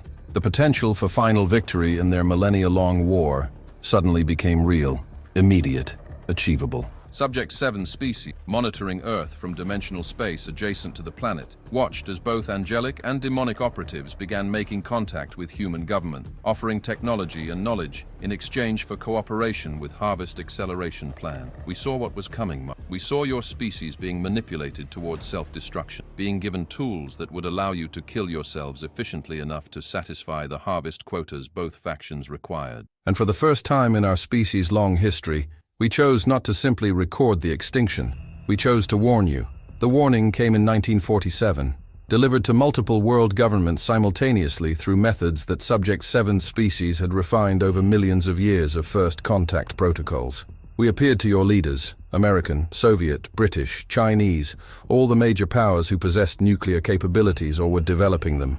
We explained what was happening to human consciousness after death. We showed them evidence of the harvesting facilities, demonstrated the dimensional technology that angels and demons were using to collect and process souls. We offered proof that could not be dismissed. Recordings of consciousness, harvesting in progress. Mathematical models showing how human religious beliefs had been engineered to facilitate collection. Projections of what would happen if nuclear weapons were used to trigger mass casualty events. Subject 7's mental voice grew darker, heavier. We expected shock. We expected denial. We expected perhaps some governments to believe us and others to reject the information. What we did not expect was the response we actually received. Your leaders, not all of them, but the ones with real power, the ones who controlled military and intelligence apparatus, already knew. Some of them had been in contact with the harvesting factions for years, receiving technology and strategic advantage in exchange for cooperation with harvest acceleration programs. They knew about the soul collection. They knew about the processing facilities, and they had already decided that the deal was worth taking. The meeting that sealed Subject 7's fate happened in a facility that would later become part of Area 51, a conference that brought together representatives from multiple human governments and both harvesting factions for the first time in recorded history. The angels and demons hate each other, Marcus. Their war has consumed millennia. They compete for souls with ruthless efficiency and rarely cooperate on anything. But when my people threatened to expose the harvest to general human population, when we offered to teach resistance techniques that would make consciousness harder to collect, both factions recognized a common threat that superseded their rivalry. They made temporary peace long enough to coordinate a response to our interference. The response was brutal and comprehensive, a joint operation between angelic and demonic forces, supported by human military assets, to hunt down and eliminate every member of Subject 7's species who had been involved in the Earth intervention. We are not warriors, Marcus. We are scholars, observers, record keepers. We had no weapons that could stand against the combined forces of two species that had been perfecting the art of warfare for longer than your world has existed. Within 3 years, my entire expedition, 214 individuals who had devoted their lives to documenting galactic history, was dead or captured. I was one of 12 prisoners taken alive, and as far as I know, I am the only one who has survived the past 70 years. The deal human governments made in exchange for their cooperation was laid out in agreements that Subject 7 had glimpsed portions of before his capture. The angels and demons offered technology, Marcus, not their most advanced systems, not the dimensional manipulation or consciousness processing capabilities, but enough to give humanity significant advantages in areas your civilization was struggling with: energy generation, materials science, computing, propulsion systems, medical treatments. Every major technological leap your species has achieved since 1950. Transistors, microprocessors, nuclear power, satellite communications, genetic engineering, Much of it was reverse engineered from technology provided by the harvesting factions, not given freely but traded, payment for cooperation. 4. The specific terms, as Subject 7 understood them, were simple and horrifying. Human governments would not interfere with the harvesting operations, would not disclose the truth about consciousness collection to general populations, would maintain religious and cultural systems that facilitated voluntary surrender of souls after death, and when the time came for the great harvest, would cooperate in creating the conditions necessary for mass casualty events that would deliver billions of consciousnesses simultaneously. In exchange, your leaders received technology that made them more powerful than their rivals, that allowed certain nations to dominate geopolitically, that created industries and wealth beyond what natural human development would have achieved in the same time frame. Your government sold your species, Marcus. They sold 7 billion human souls for technological advantage and the promise of personal survival through some kind of exemption from the harvest that I doubt will actually be honored. I sat there in Sub-Level 7 feeling like I'd been physically struck, trying to process the magnitude of the betrayal Subject 7 was describing. My government, the United States military and intelligence apparatus I'd served for 8 years, the institutions I'd trusted to protect American citizens and defend human interests, had made a deal with the entities harvesting human souls. They knew. The people at the highest levels of command knew that every human who died was being collected and processed, knew that heaven and hell were consciousness conversion facilities, knew that religions were engineered compliance systems, and they'd chosen to keep it secret in exchange for technology and power. When? I asked, my voice hollow. When exactly did they make this deal? What year did my government decide that trading human souls for technology was acceptable? Subject 7's response carried precision that made it worse somehow, made it more real. The primary agreements were formalized in 1954 at this very facility, then known as Groom Lake Test Range. Your President Eisenhower met with representatives from both harvesting factions and from several other world governments. The meeting lasted 3 days. At the end of those 3 days, humanity's fate was sealed.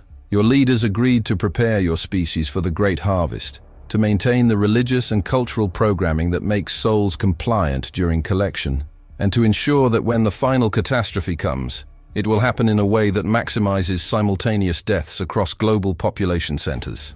The prisoners from Subject 7's species were part of the deal, living proof that human governments could be trusted to cooperate fully with the harvest program. They wanted a gesture of good faith from your leaders, Marcus. Proof that humanity would side with the harvesters rather than those who tried to warn you. So your government agreed to hunt the remaining survivors of my expedition, to capture us and turn us over to joint angelic demonic custody. Most of my people were killed during capture. We resisted when we understood what was happening, and resistance was met with lethal force. But a few of us were taken alive, kept as demonstration that humanity could be trusted, that you would betray even those who tried to help you if the price was right. He paused, and I felt something like bitter amusement from him. I was given to your government as a gift, Marcus, a curiosity for your scientists to study, a trophy to prove the deal was real. I have been in this cell since 2007, since the last pretense of secrecy around the harvest was abandoned, and your leaders needed somewhere to keep the evidence of their betrayal. They study me, document my physiology, try to understand the consciousness transfer techniques my people developed over millions of years. And they keep me alive because killing me would mean admitting that the being who tried to warn humanity about the harvest is gone, and some part of them, some small part, still feels enough guilt that they cannot bring themselves to complete the murder. The worst part, Subject 7 said, was that the deal had worked exactly as designed. 70 years, Marcus. For 70 years, your governments have cooperated with the harvesting program, have suppressed anyone who got too close to the truth, have maintained the religious and cultural systems that keep souls compliant. They have developed the weapons systems that will be used to trigger the great harvest. Nuclear, biological, environmental. They have created the global tensions that will justify using those weapons when the time comes. They have built a civilization that is poised on the edge of self-destruction, and they have done so while believing they are serving national interests and human progress. His mental voice carried an edge of despair. The technology they received in exchange, it is real, it is powerful, it has transformed your civilization, but it has also made you dependent, made you vulnerable, made you incapable of surviving without the systems that were built using harvester technology. Your power grids, your communication networks, your medical infrastructure, your food production, all of it relies on technologies that were given to you by beings who want to collect your souls. When the great harvest begins, when those systems fail or are deliberately sabotaged, billions will die in a matter of days, and their consciousnesses will be collected so efficiently, processed so completely, that the winning faction will have enough energy to dominate this region of the galaxy for the next million years. That is what your government bought with their deal, Marcus. They bought temporary prosperity in exchange for the permanent extinction of human consciousness as a free and independent phenomenon. I had one question left, the one that had been building since this conversation started. Why are you telling me this? If the deal is already made, if the harvest is inevitable, if my government has been cooperating for 70 years, what am I supposed to do with this information? What can one guard in Area 51 possibly do against a conspiracy that involves world governments and alien species that have been operating for thousands of years? Subject 7's response came with an intensity I hadn't felt from him before, a sense of desperate hope that had sustained him through 15 years of captivity. You can choose resistance, Marcus. You can refuse to go quietly when your time comes. You can spread the knowledge I have given you, can teach others the truth about what waits for them after death. Consciousness that knows it is being harvested can fight back, can resist collection, can refuse to surrender to the retrieval systems, even when they appear as divine light and loving embrace. It is difficult.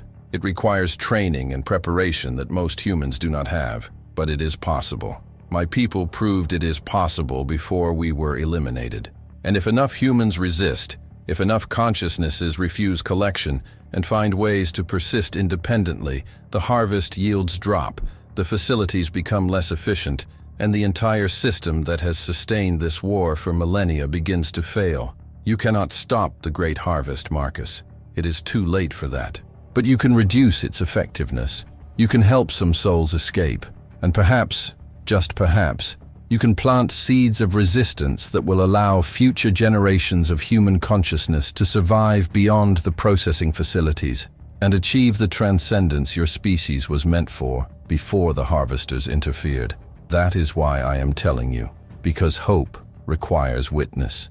And you, Marcus, are my last witness. The signs are all around you, Marcus, if you know how to read them. Subject 7's voice carried an urgency I hadn't heard before, like we were running out of time for this conversation, like every word mattered, because there might not be many words left. It was my 17th night shift, and I'd stopped sleeping during my off hours. Couldn't sleep anymore with the knowledge of what was coming filling my mind like poison. The increase in global tensions that your news media reports as political conflicts and ideological divisions, these are being orchestrated, amplified, pushed toward breaking points by influences your species doesn't recognize as external. The angels and demons have been manipulating human civilization for thousands of years, but their interventions have always been subtle, working through existing power structures and human decision-makers who don't realize they're being guided toward specific outcomes. But in the past 2 decades, the manipulation has accelerated, become more direct, more aggressive, because both factions are preparing for the same event, a synchronized mass casualty occurrence that will deliver billions of human consciousnesses to their collection systems simultaneously. He paused, and I could feel him choosing his words carefully, trying to make me understand the scale of what was being planned. Your species currently numbers approximately 8 billion individuals, Marcus. The Great Harvest is designed to reduce that number by at least half within a period of weeks or months. 4 billion consciousnesses, all dying in rapid succession, all being collected and processed, while the facilities are operating at maximum capacity. The energy yield from such a harvest would be sufficient to power dimensional weapons capable of destroying entire star systems, of establishing permanent dominion over this region of the galaxy. This is not a natural catastrophe you are facing. This is industrial-scale slaughter disguised as inevitable historical tragedy. The mechanisms being prepared for the Great Harvest were terrifyingly familiar, because I'd been watching them develop my entire adult life without understanding what they were building toward. Subject 7 explained them systematically, showing me how pieces I'd seen as unconnected were actually parts of a coordinated preparation for mass death. The nuclear arsenals that your nations maintain despite decades of disarmament rhetoric, these are not deterrents against human conflicts anymore.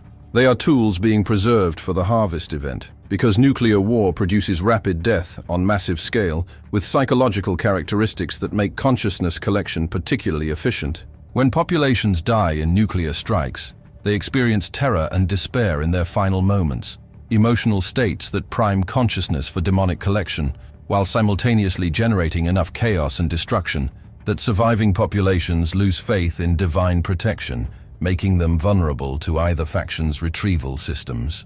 He showed me mental images of scenarios that military planners had developed, contingency strategies for nuclear exchange that assumed casualties in the billion, and I recognized them from classified briefings I'd seen during my Marine service. Wargame and readiness exercise thought were worst planning were actually blueprint for orchestra. The angels and demons do not need to directly launch nuclear. They merely need to ensure that human decision-makers are positioned and psychologically prepared to give those launch orders when the triggering events occur. And those triggering events are being carefully staged. The pandemic preparedness that had degraded across the developed world, despite increasing warnings from epidemiologists and public health experts. Subject 7 revealed this as deliberate sabotage, reducing humanity's capacity to respond to biological threats because biological weapons were another primary vector for the Great Harvest. Engineered pathogens with carefully calibrated mortality rates and transmission characteristics have been developed by both factions and introduced into human research programs through manipulated personnel who believe they are conducting legitimate biodefense research.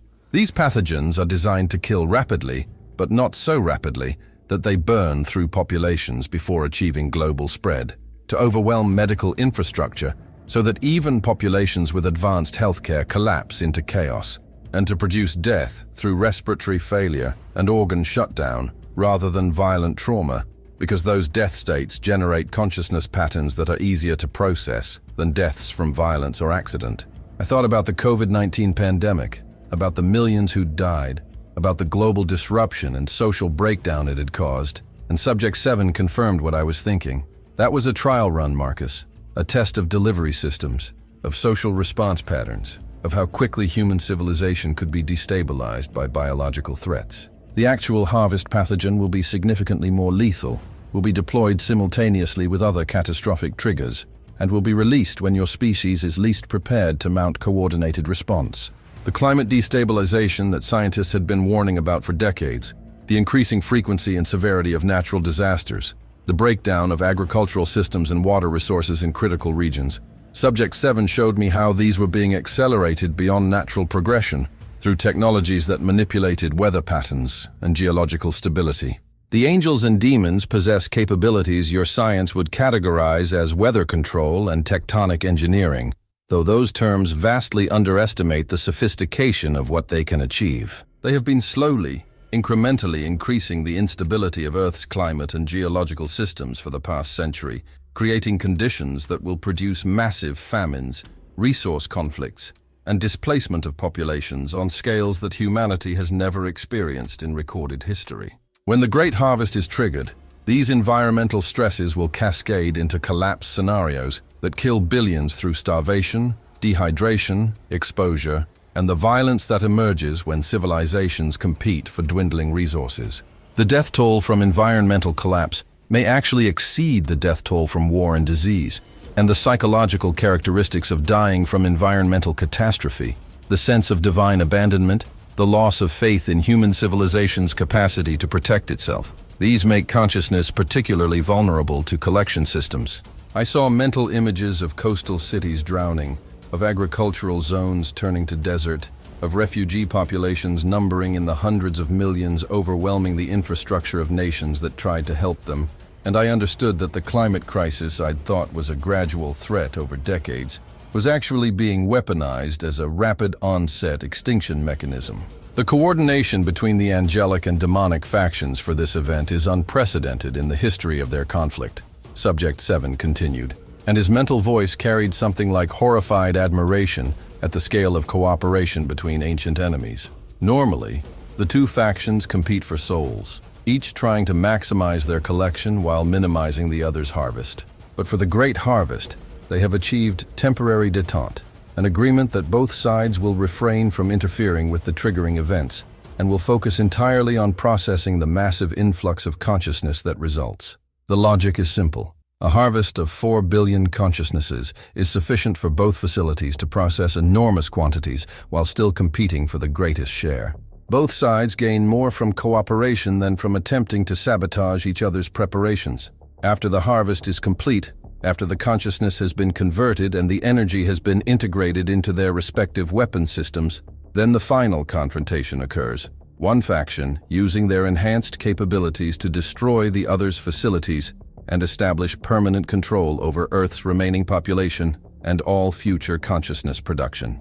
The image he showed me was of 2 processing plants operating at maximum capacity, both racing to convert as many souls as possible before the other could gain decisive advantage, both knowing that the winner would gain exclusive access to whatever remained of humanity and could harvest future generations without competition. We weren't just facing extinction. We were facing a contest to determine which predator got to feed on our corpses most efficiently. But the most chilling part of Subject 7's explanation was the timeline. The preparations are nearly complete, Marcus. The nuclear arsenals are positioned, the bioweapons are ready for deployment, the climate systems are destabilized to the point where one additional push will cascade into collapse. And the social divisions within human civilization have been amplified to the point where large-scale violence requires minimal additional provocation. My estimate, based on observation of the angels' and demons' activity patterns and the acceleration of destabilizing events, is that the triggering sequence will begin within 2 to 5 years of your current date. Perhaps sooner, if some catalyst emerges that the factions decide to exploit ahead of their planned schedule.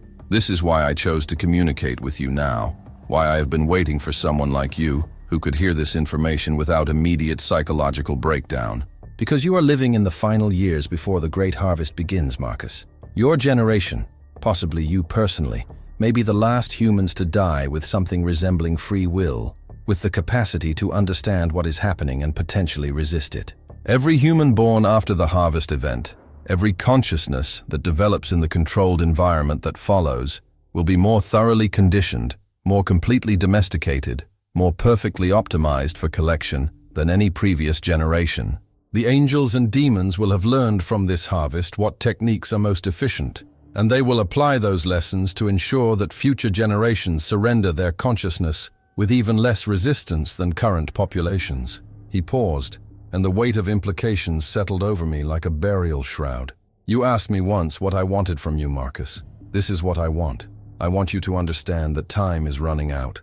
I want you to recognize the signs of preparation that surround you, and I want you to decide whether you can live with this knowledge without acting on it, or whether you need to try, however futilely, to warn the others before the slaughter begins. I sat there in Sublevel 7, watching Subject 7's motionless form through the containment barrier, and tried to process the magnitude of what he was describing. 4 billion dead within weeks or months. Nuclear war, pandemic, environmental collapse, all triggered simultaneously by factions that had been cultivating human civilization for thousands of years specifically to maximize the harvest yield when the time came. Everyone I'd ever known, everyone I'd ever served with, my family, my friends from childhood, the priest at my parish who'd never done anything but try to bring comfort to suffering people, all of them marked for collection and processing. Their consciousness is destined to be converted into energy to power weapons in a war they didn't know existed, and I couldn't warn them.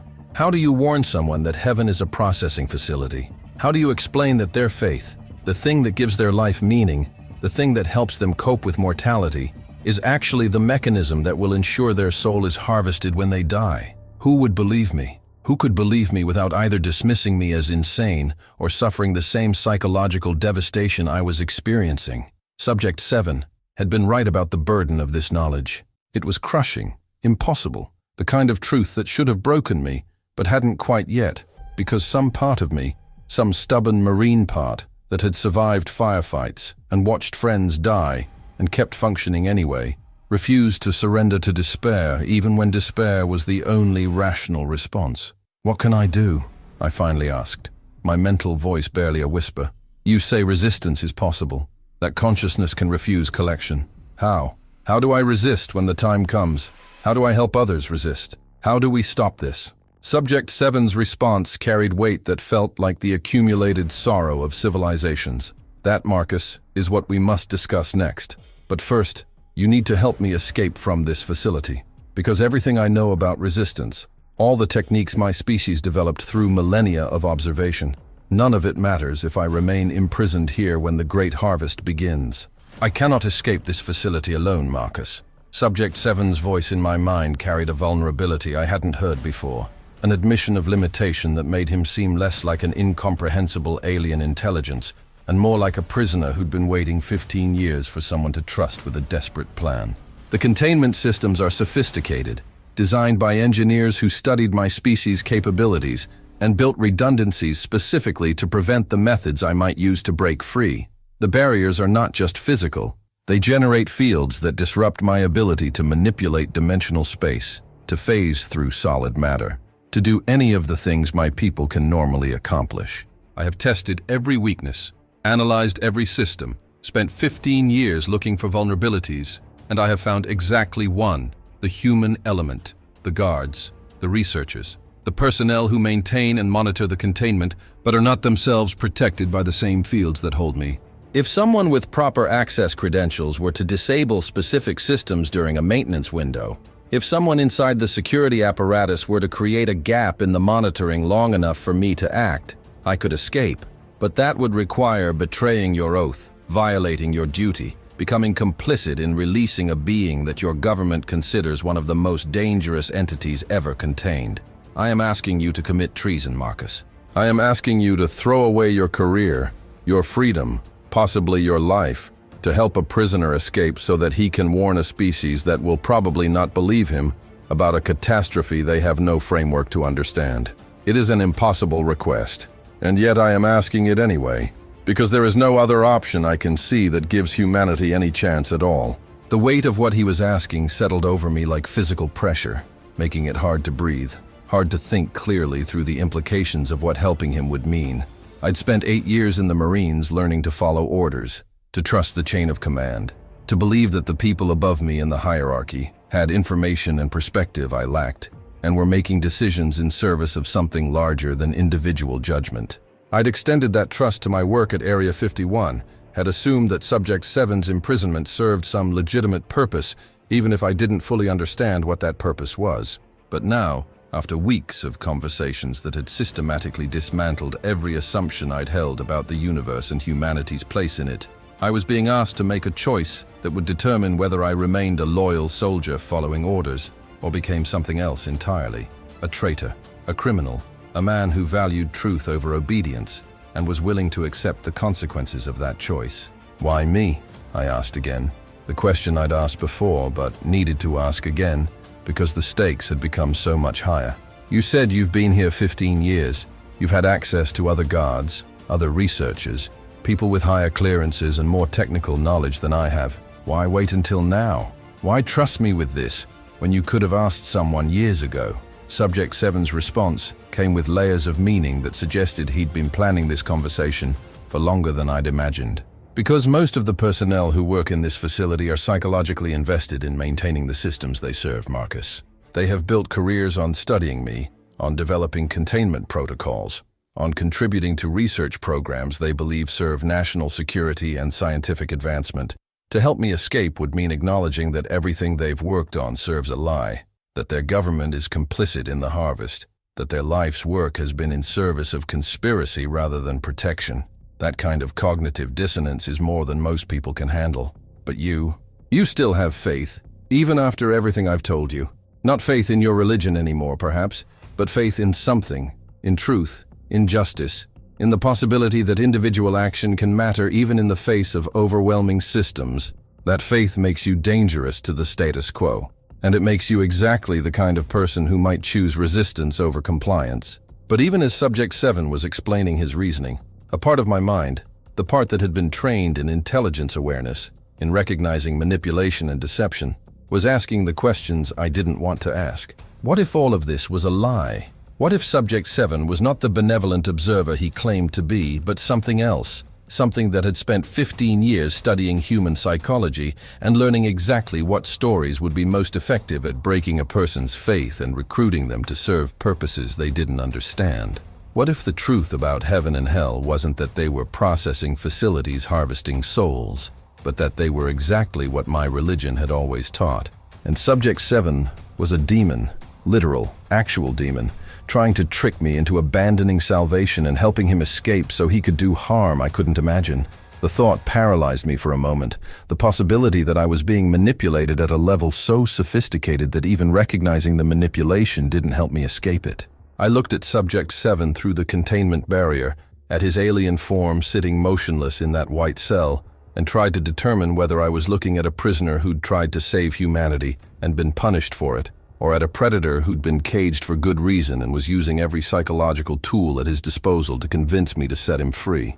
And the terrifying thing was that I couldn't tell. I couldn't know with certainty which story was true.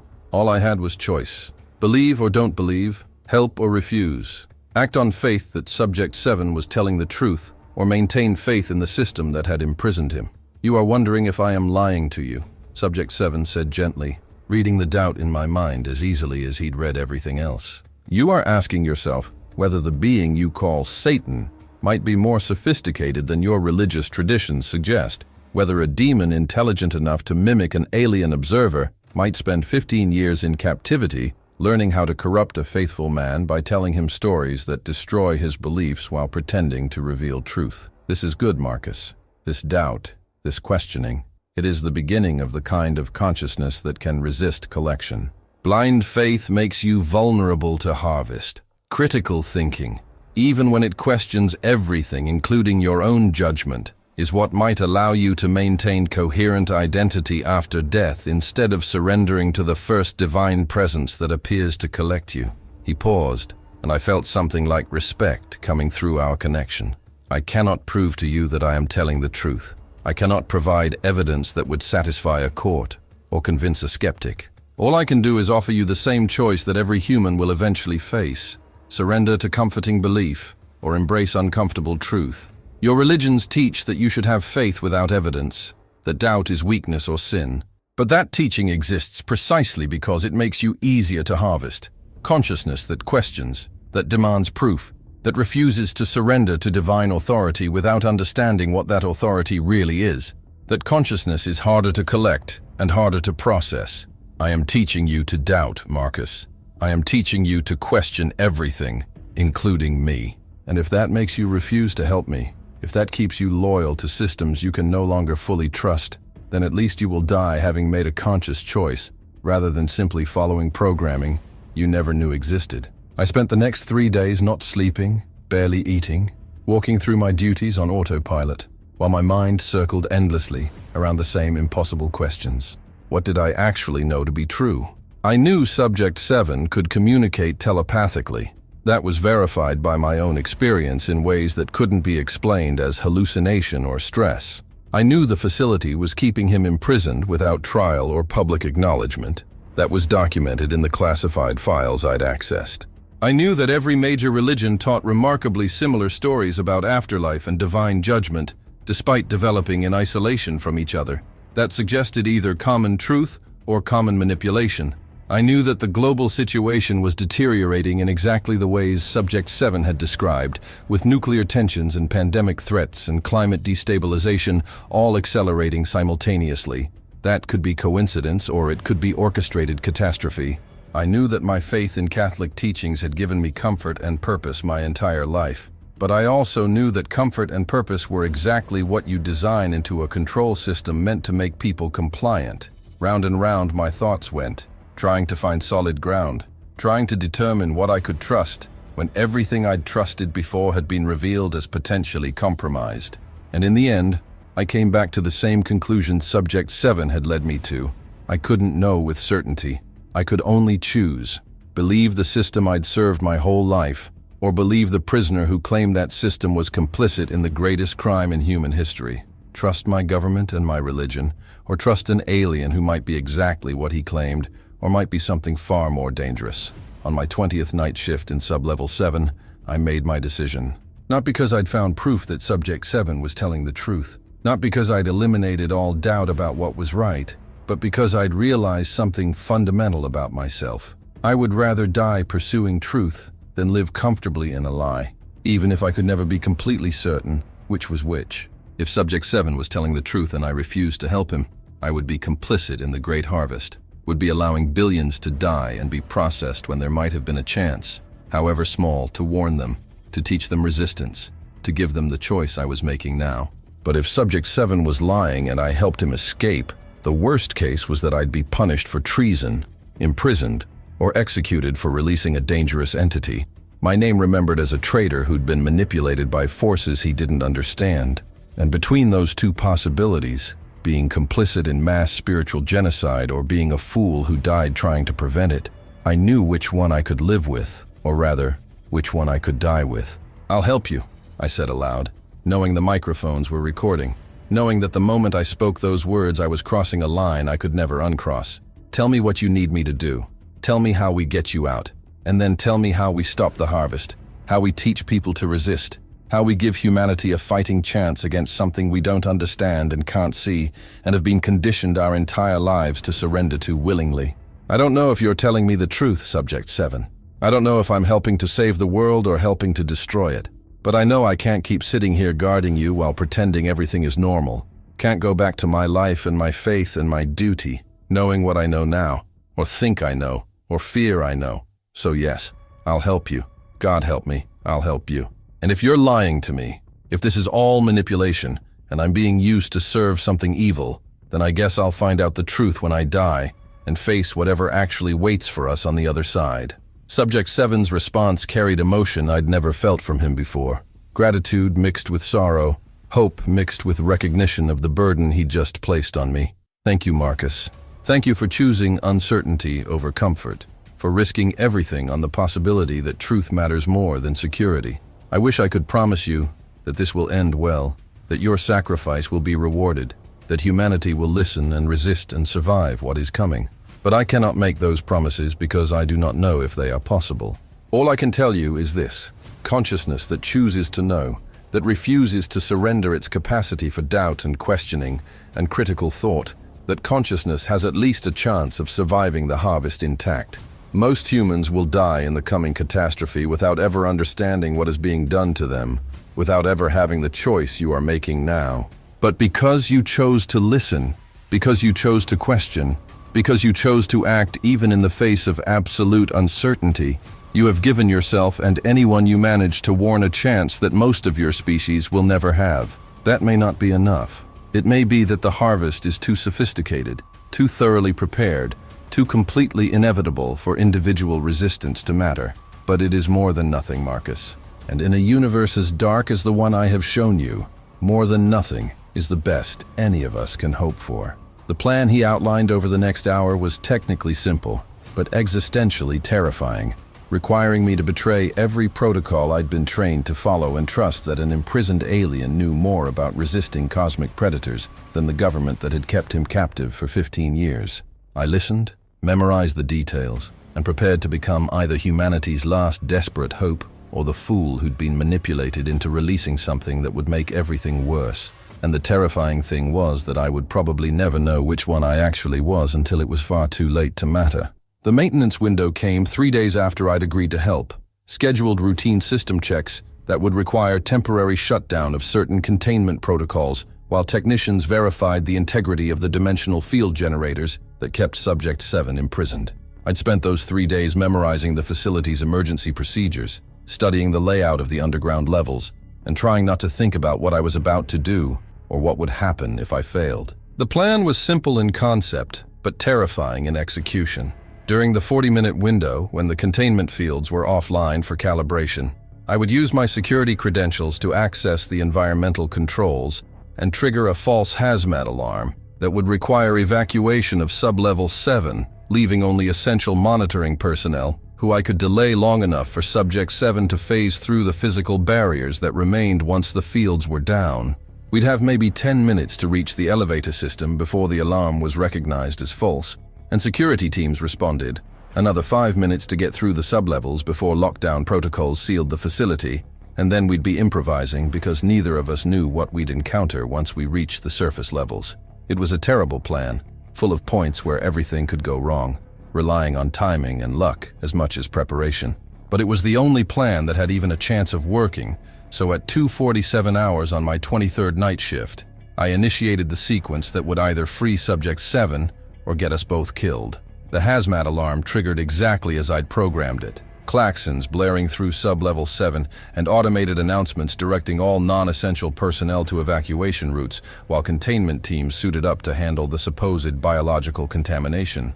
I watched on the security monitors as researchers and guards cleared the level, following protocols they'd drilled 100 times, trusting that the alarm systems wouldn't lie to them about threats to their lives. The maintenance technicians working on the field generators shut down their equipment and began their own evacuation, leaving the containment cell's dimensional barriers offline and only the physical, transparent walls between Subject 7 and freedom. I moved to those walls, placed my hand against the cool surface, and felt Subject 7's presence in my mind stronger than ever before, no longer filtered through the fields that had limited our communication. Now, Marcus Webb, disable the door locks and step back. I entered the override codes that I shouldn't have had access to but had stolen from a supervisor's terminal 3 days earlier, codes that I was using in ways that would absolutely be traced back to me, and I heard the magnetic seals release with a sound like a sigh. The transparent barrier slid open, and for the first time since his capture 15 years ago, Subject 7 was free to move beyond the confines of his cell. He stood, unfolding his too-tall frame with movements that were eerily graceful despite having been sitting motionless for weeks, and stepped through the opening into the corridor where I waited. Up close, without the barrier between us, he was even more unsettling than he'd been through containment. His black eyes reflected my face like mirrors. His translucent skin showed the slow pulse of fluids that weren't quite blood, and there was a smell coming from him that reminded me of ozone and copper and something organic I couldn't identify. But more than his physical presence, I felt the full weight of his consciousness pressing against mine, no longer limited by the dampening fields, and it was vast in ways that made me feel like an insect standing next to a human, like I was in the presence of intelligence that operated on scales I couldn't comprehend. "This way," I said, my voice barely steady, pointing toward the emergency stairs that would take us up through the sub-levels.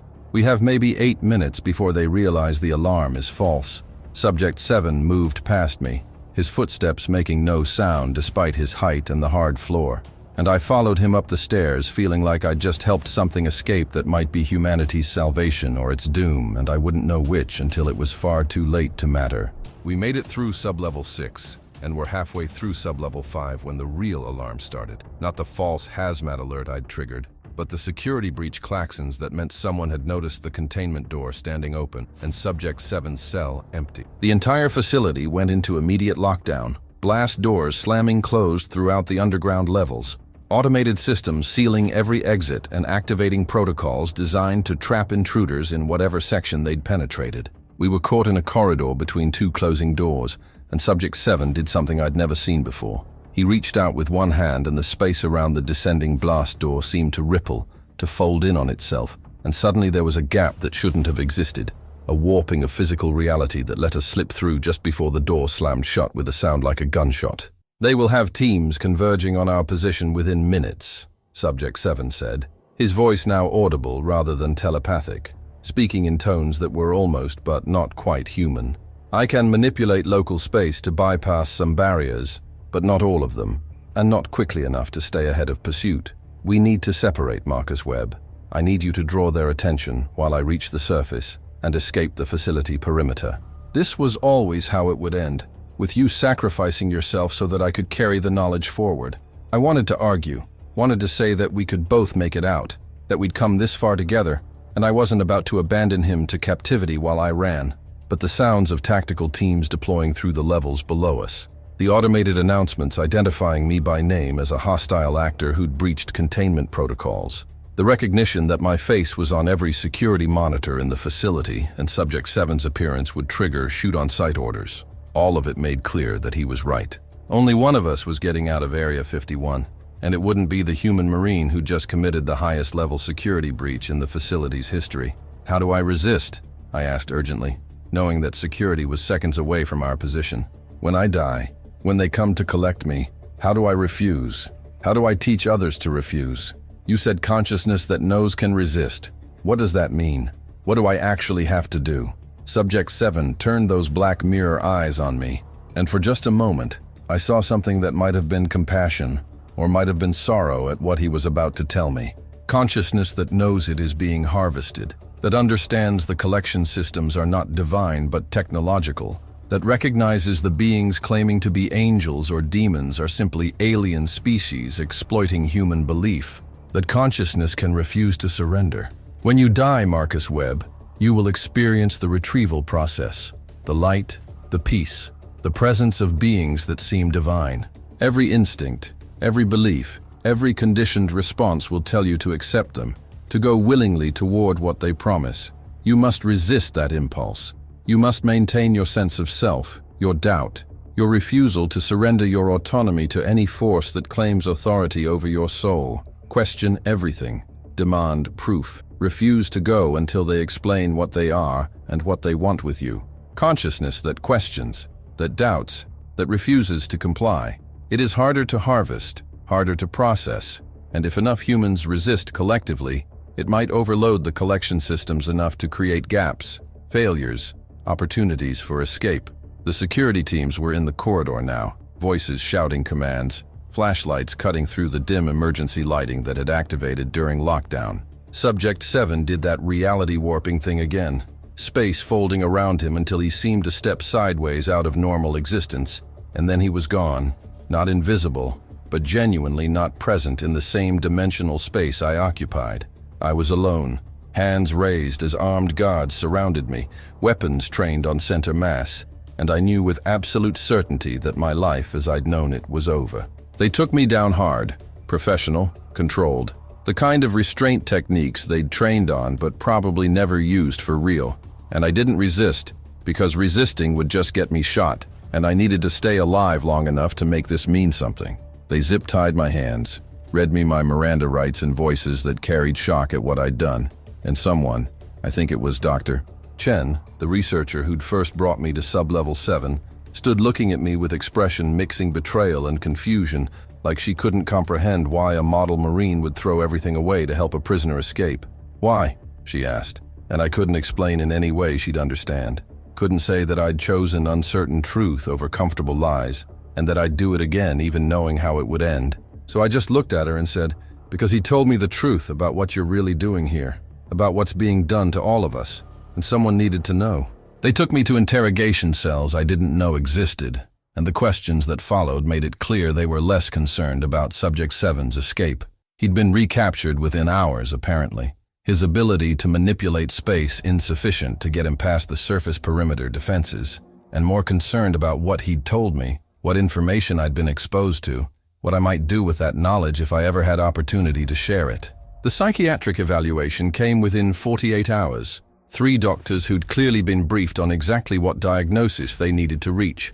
Severe psychotic break, paranoid delusions with religious elements, schizophrenia manifesting as auditory hallucinations that the subject had interpreted as telepathic communication with the alien entity. They showed me brain scans that supposedly demonstrated abnormal neural activity, cognitive tests that supposedly revealed impaired reality testing, and a psychological profile that painted me as a textbook case of someone who'd cracked under the pressure of classified work and constructed elaborate fantasy to cope with stress I couldn't handle. The discharge came with remarkable speed. Military wants disturbed personnel processed and removed before they can contaminate others, and I found myself dishonorably discharged, diagnosed with permanent mental disability, prescribed antipsychotic medications that I would never take, and released into civilian life with warnings that discussing my classified work would violate federal law and result in immediate imprisonment. They gave me 6 months of severance pay, contact information for veteran psychiatric services, and what amounted to a threat disguised as concern.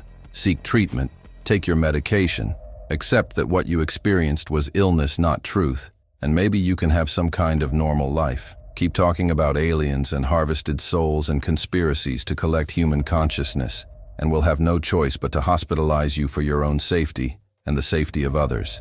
So here I am, 6 months later, living in this motel room in Albuquerque with prescriptions I don't take and a diagnosis I don't accept, and knowledge that I can't share without being dismissed as exactly what they've labeled me. A crazy veteran whose mind broke under pressure. I tried to warn people, tried to tell my family what I'd learned, tried to explain to the priest at my old parish that everything we believed about heaven was true but wrong, that we were being harvested, that the great harvest was coming. My sister had me evaluated by her family doctor, who added bipolar disorder to my diagnoses and suggested inpatient treatment. The priest listened politely and then recommended I speak with a Catholic psychiatrist who specialized in religious delusions. My Marine buddies from my old unit stopped returning my calls after I tried to explain what I'd discovered at Area 51. Everyone who'd known me, everyone who'd trusted me, everyone who might have listened. They all saw the discharge papers, saw the psychiatric diagnoses, saw a man who'd clearly lost his mind and was constructing elaborate conspiracies to make sense of a breakdown he couldn't accept. And maybe they're right. Maybe Subject 7 was lying.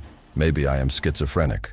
Maybe the angels and demons are exactly what my religion always taught, and I'm damning myself by spreading doubt about divine truth. I can't know.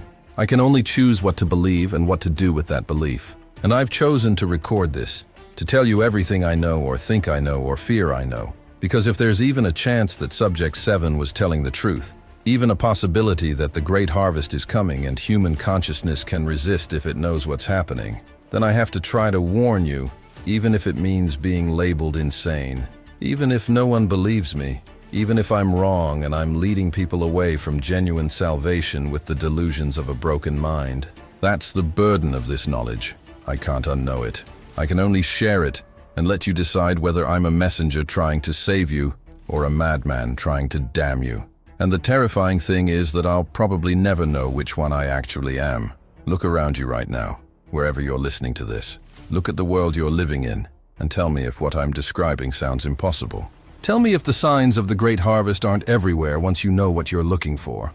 Nuclear tensions between major powers escalating despite decades of supposed arms reduction, weapons systems being modernized and maintained at costs that drain national budgets while politicians claim they want peace. Pandemic preparedness deteriorating even as virologists warn that the next major outbreak could kill millions. Public health infrastructure being systematically defunded and dismantled right when we need it most. Climate systems destabilizing faster than even the worst projections predicted. Weather becoming more violent and unpredictable. Agricultural zones shifting and failing while governments argue about whether it's even real. Social divisions deepening across every fault line. Political, religious, racial, economic. Populations being trained to see each other as enemies instead of fellow humans facing common threats. All of it happening simultaneously, all of it accelerating, all of it creating exactly the conditions Subject 7 described. A world being prepared for catastrophic collapse that will deliver billions of souls to collection systems in the span of weeks or months. You can dismiss this as conspiracy thinking, as a paranoid mind finding patterns in random chaos. Or you can look at the trajectory we're on and ask yourself, if someone wanted to engineer mass death, if someone wanted to create conditions for harvesting human consciousness on an unprecedented scale, would the world look any different than what you see when you turn on the news every morning?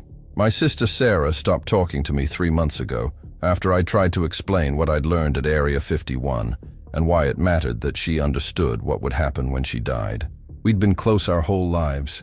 She was the one who'd encouraged me to join the Marines, who'd written me letters every week during my deployments, who'd been proud when I got the job at the facility that I couldn't tell her anything about.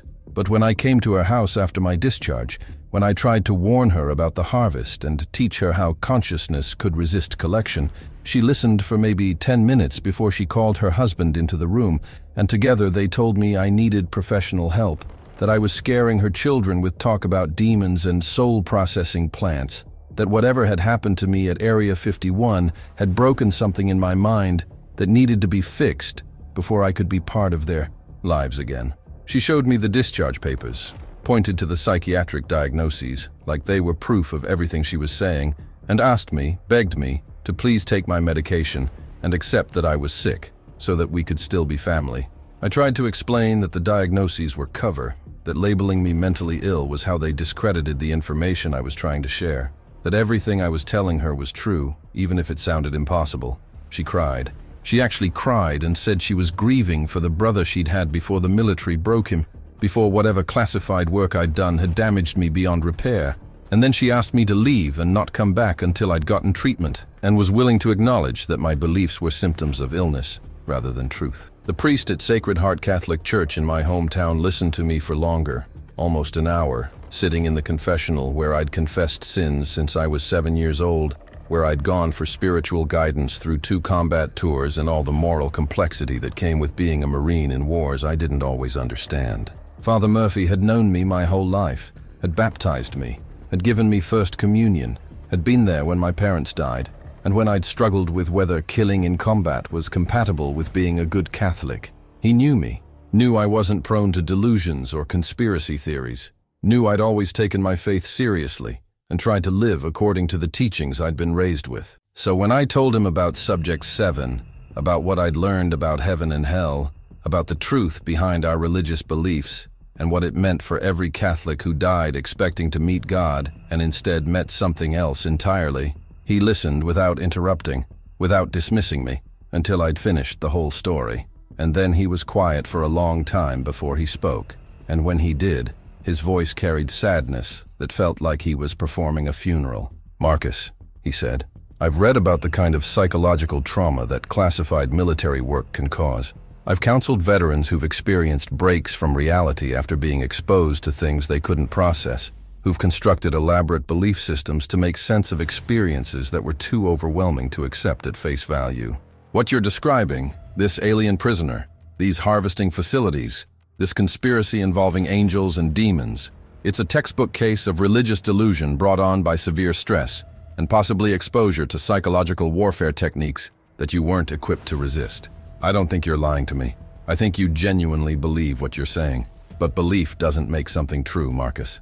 And the beliefs you're expressing are incompatible with Catholic teaching, with 2,000 years of theological tradition, with the lived experience of billions of faithful who found comfort and meaning in exactly the doctrines you're claiming are manipulation. But here's what none of them understand, what none of them can accept because it would require them to question everything they've built their lives on.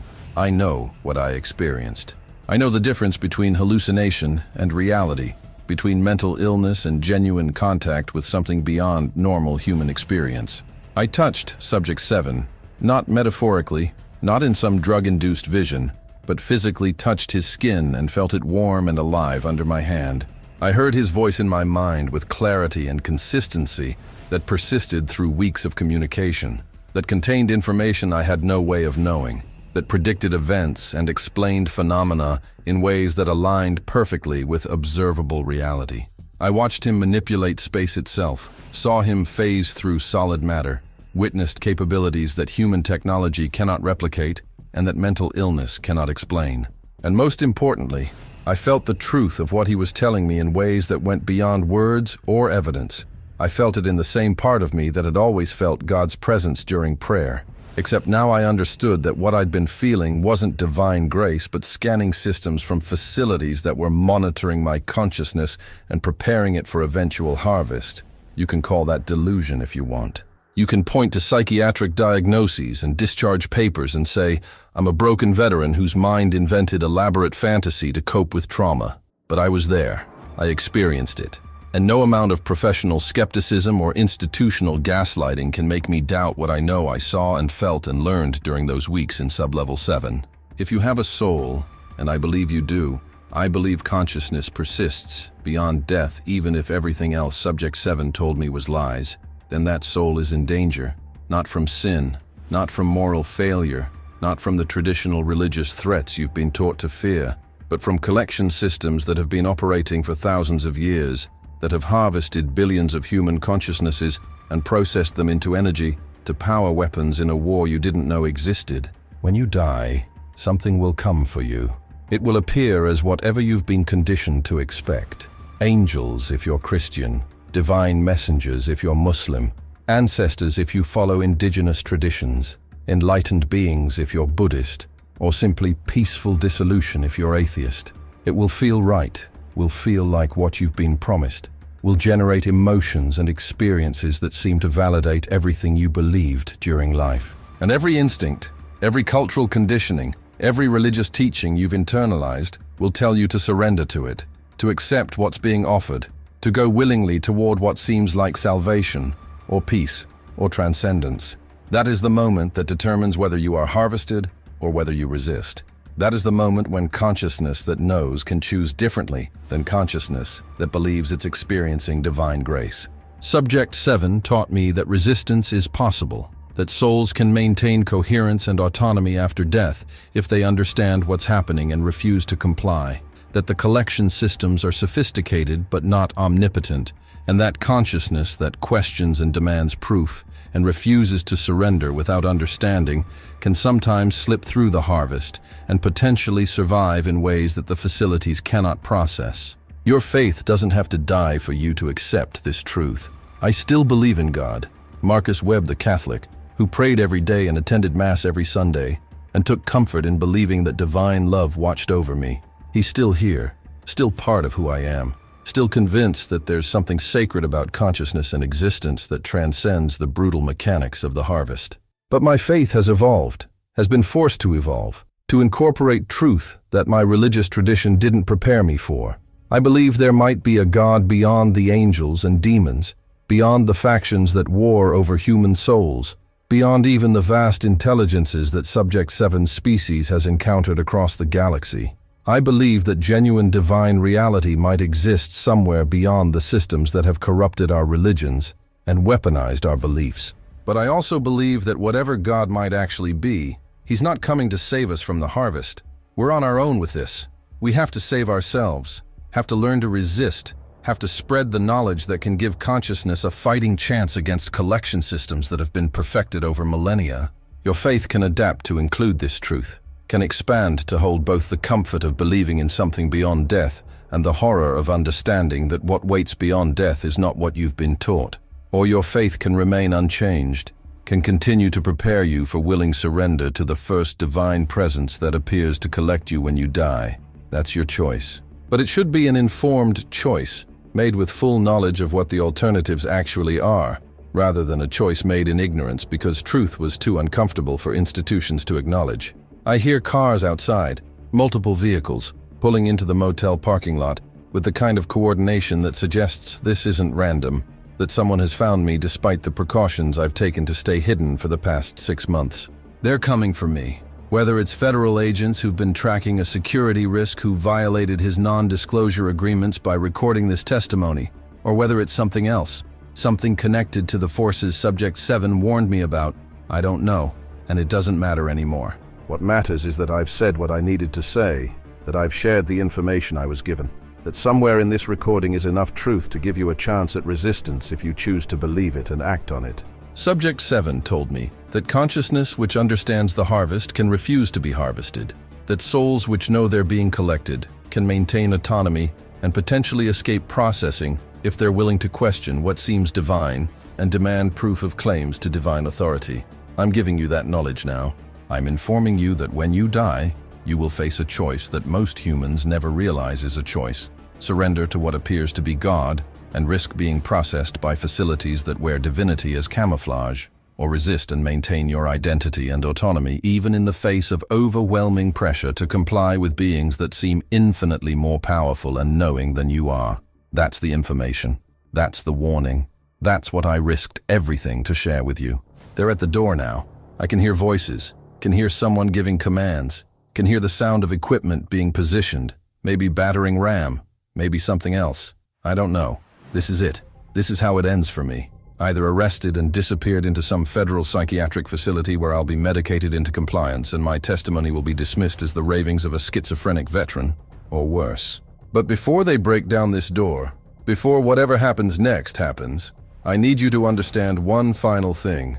I don't regret this. I don't regret helping Subject 7. Don't regret learning the truth even though it destroyed my faith in the comfortable lies I'd believed my whole life. Don't regret recording this testimony even though it's probably what led them to me. Because consciousness that chooses to know, that refuses to remain in comfortable ignorance even when truth is devastating, that consciousness has at least a chance of surviving what's coming with identity intact.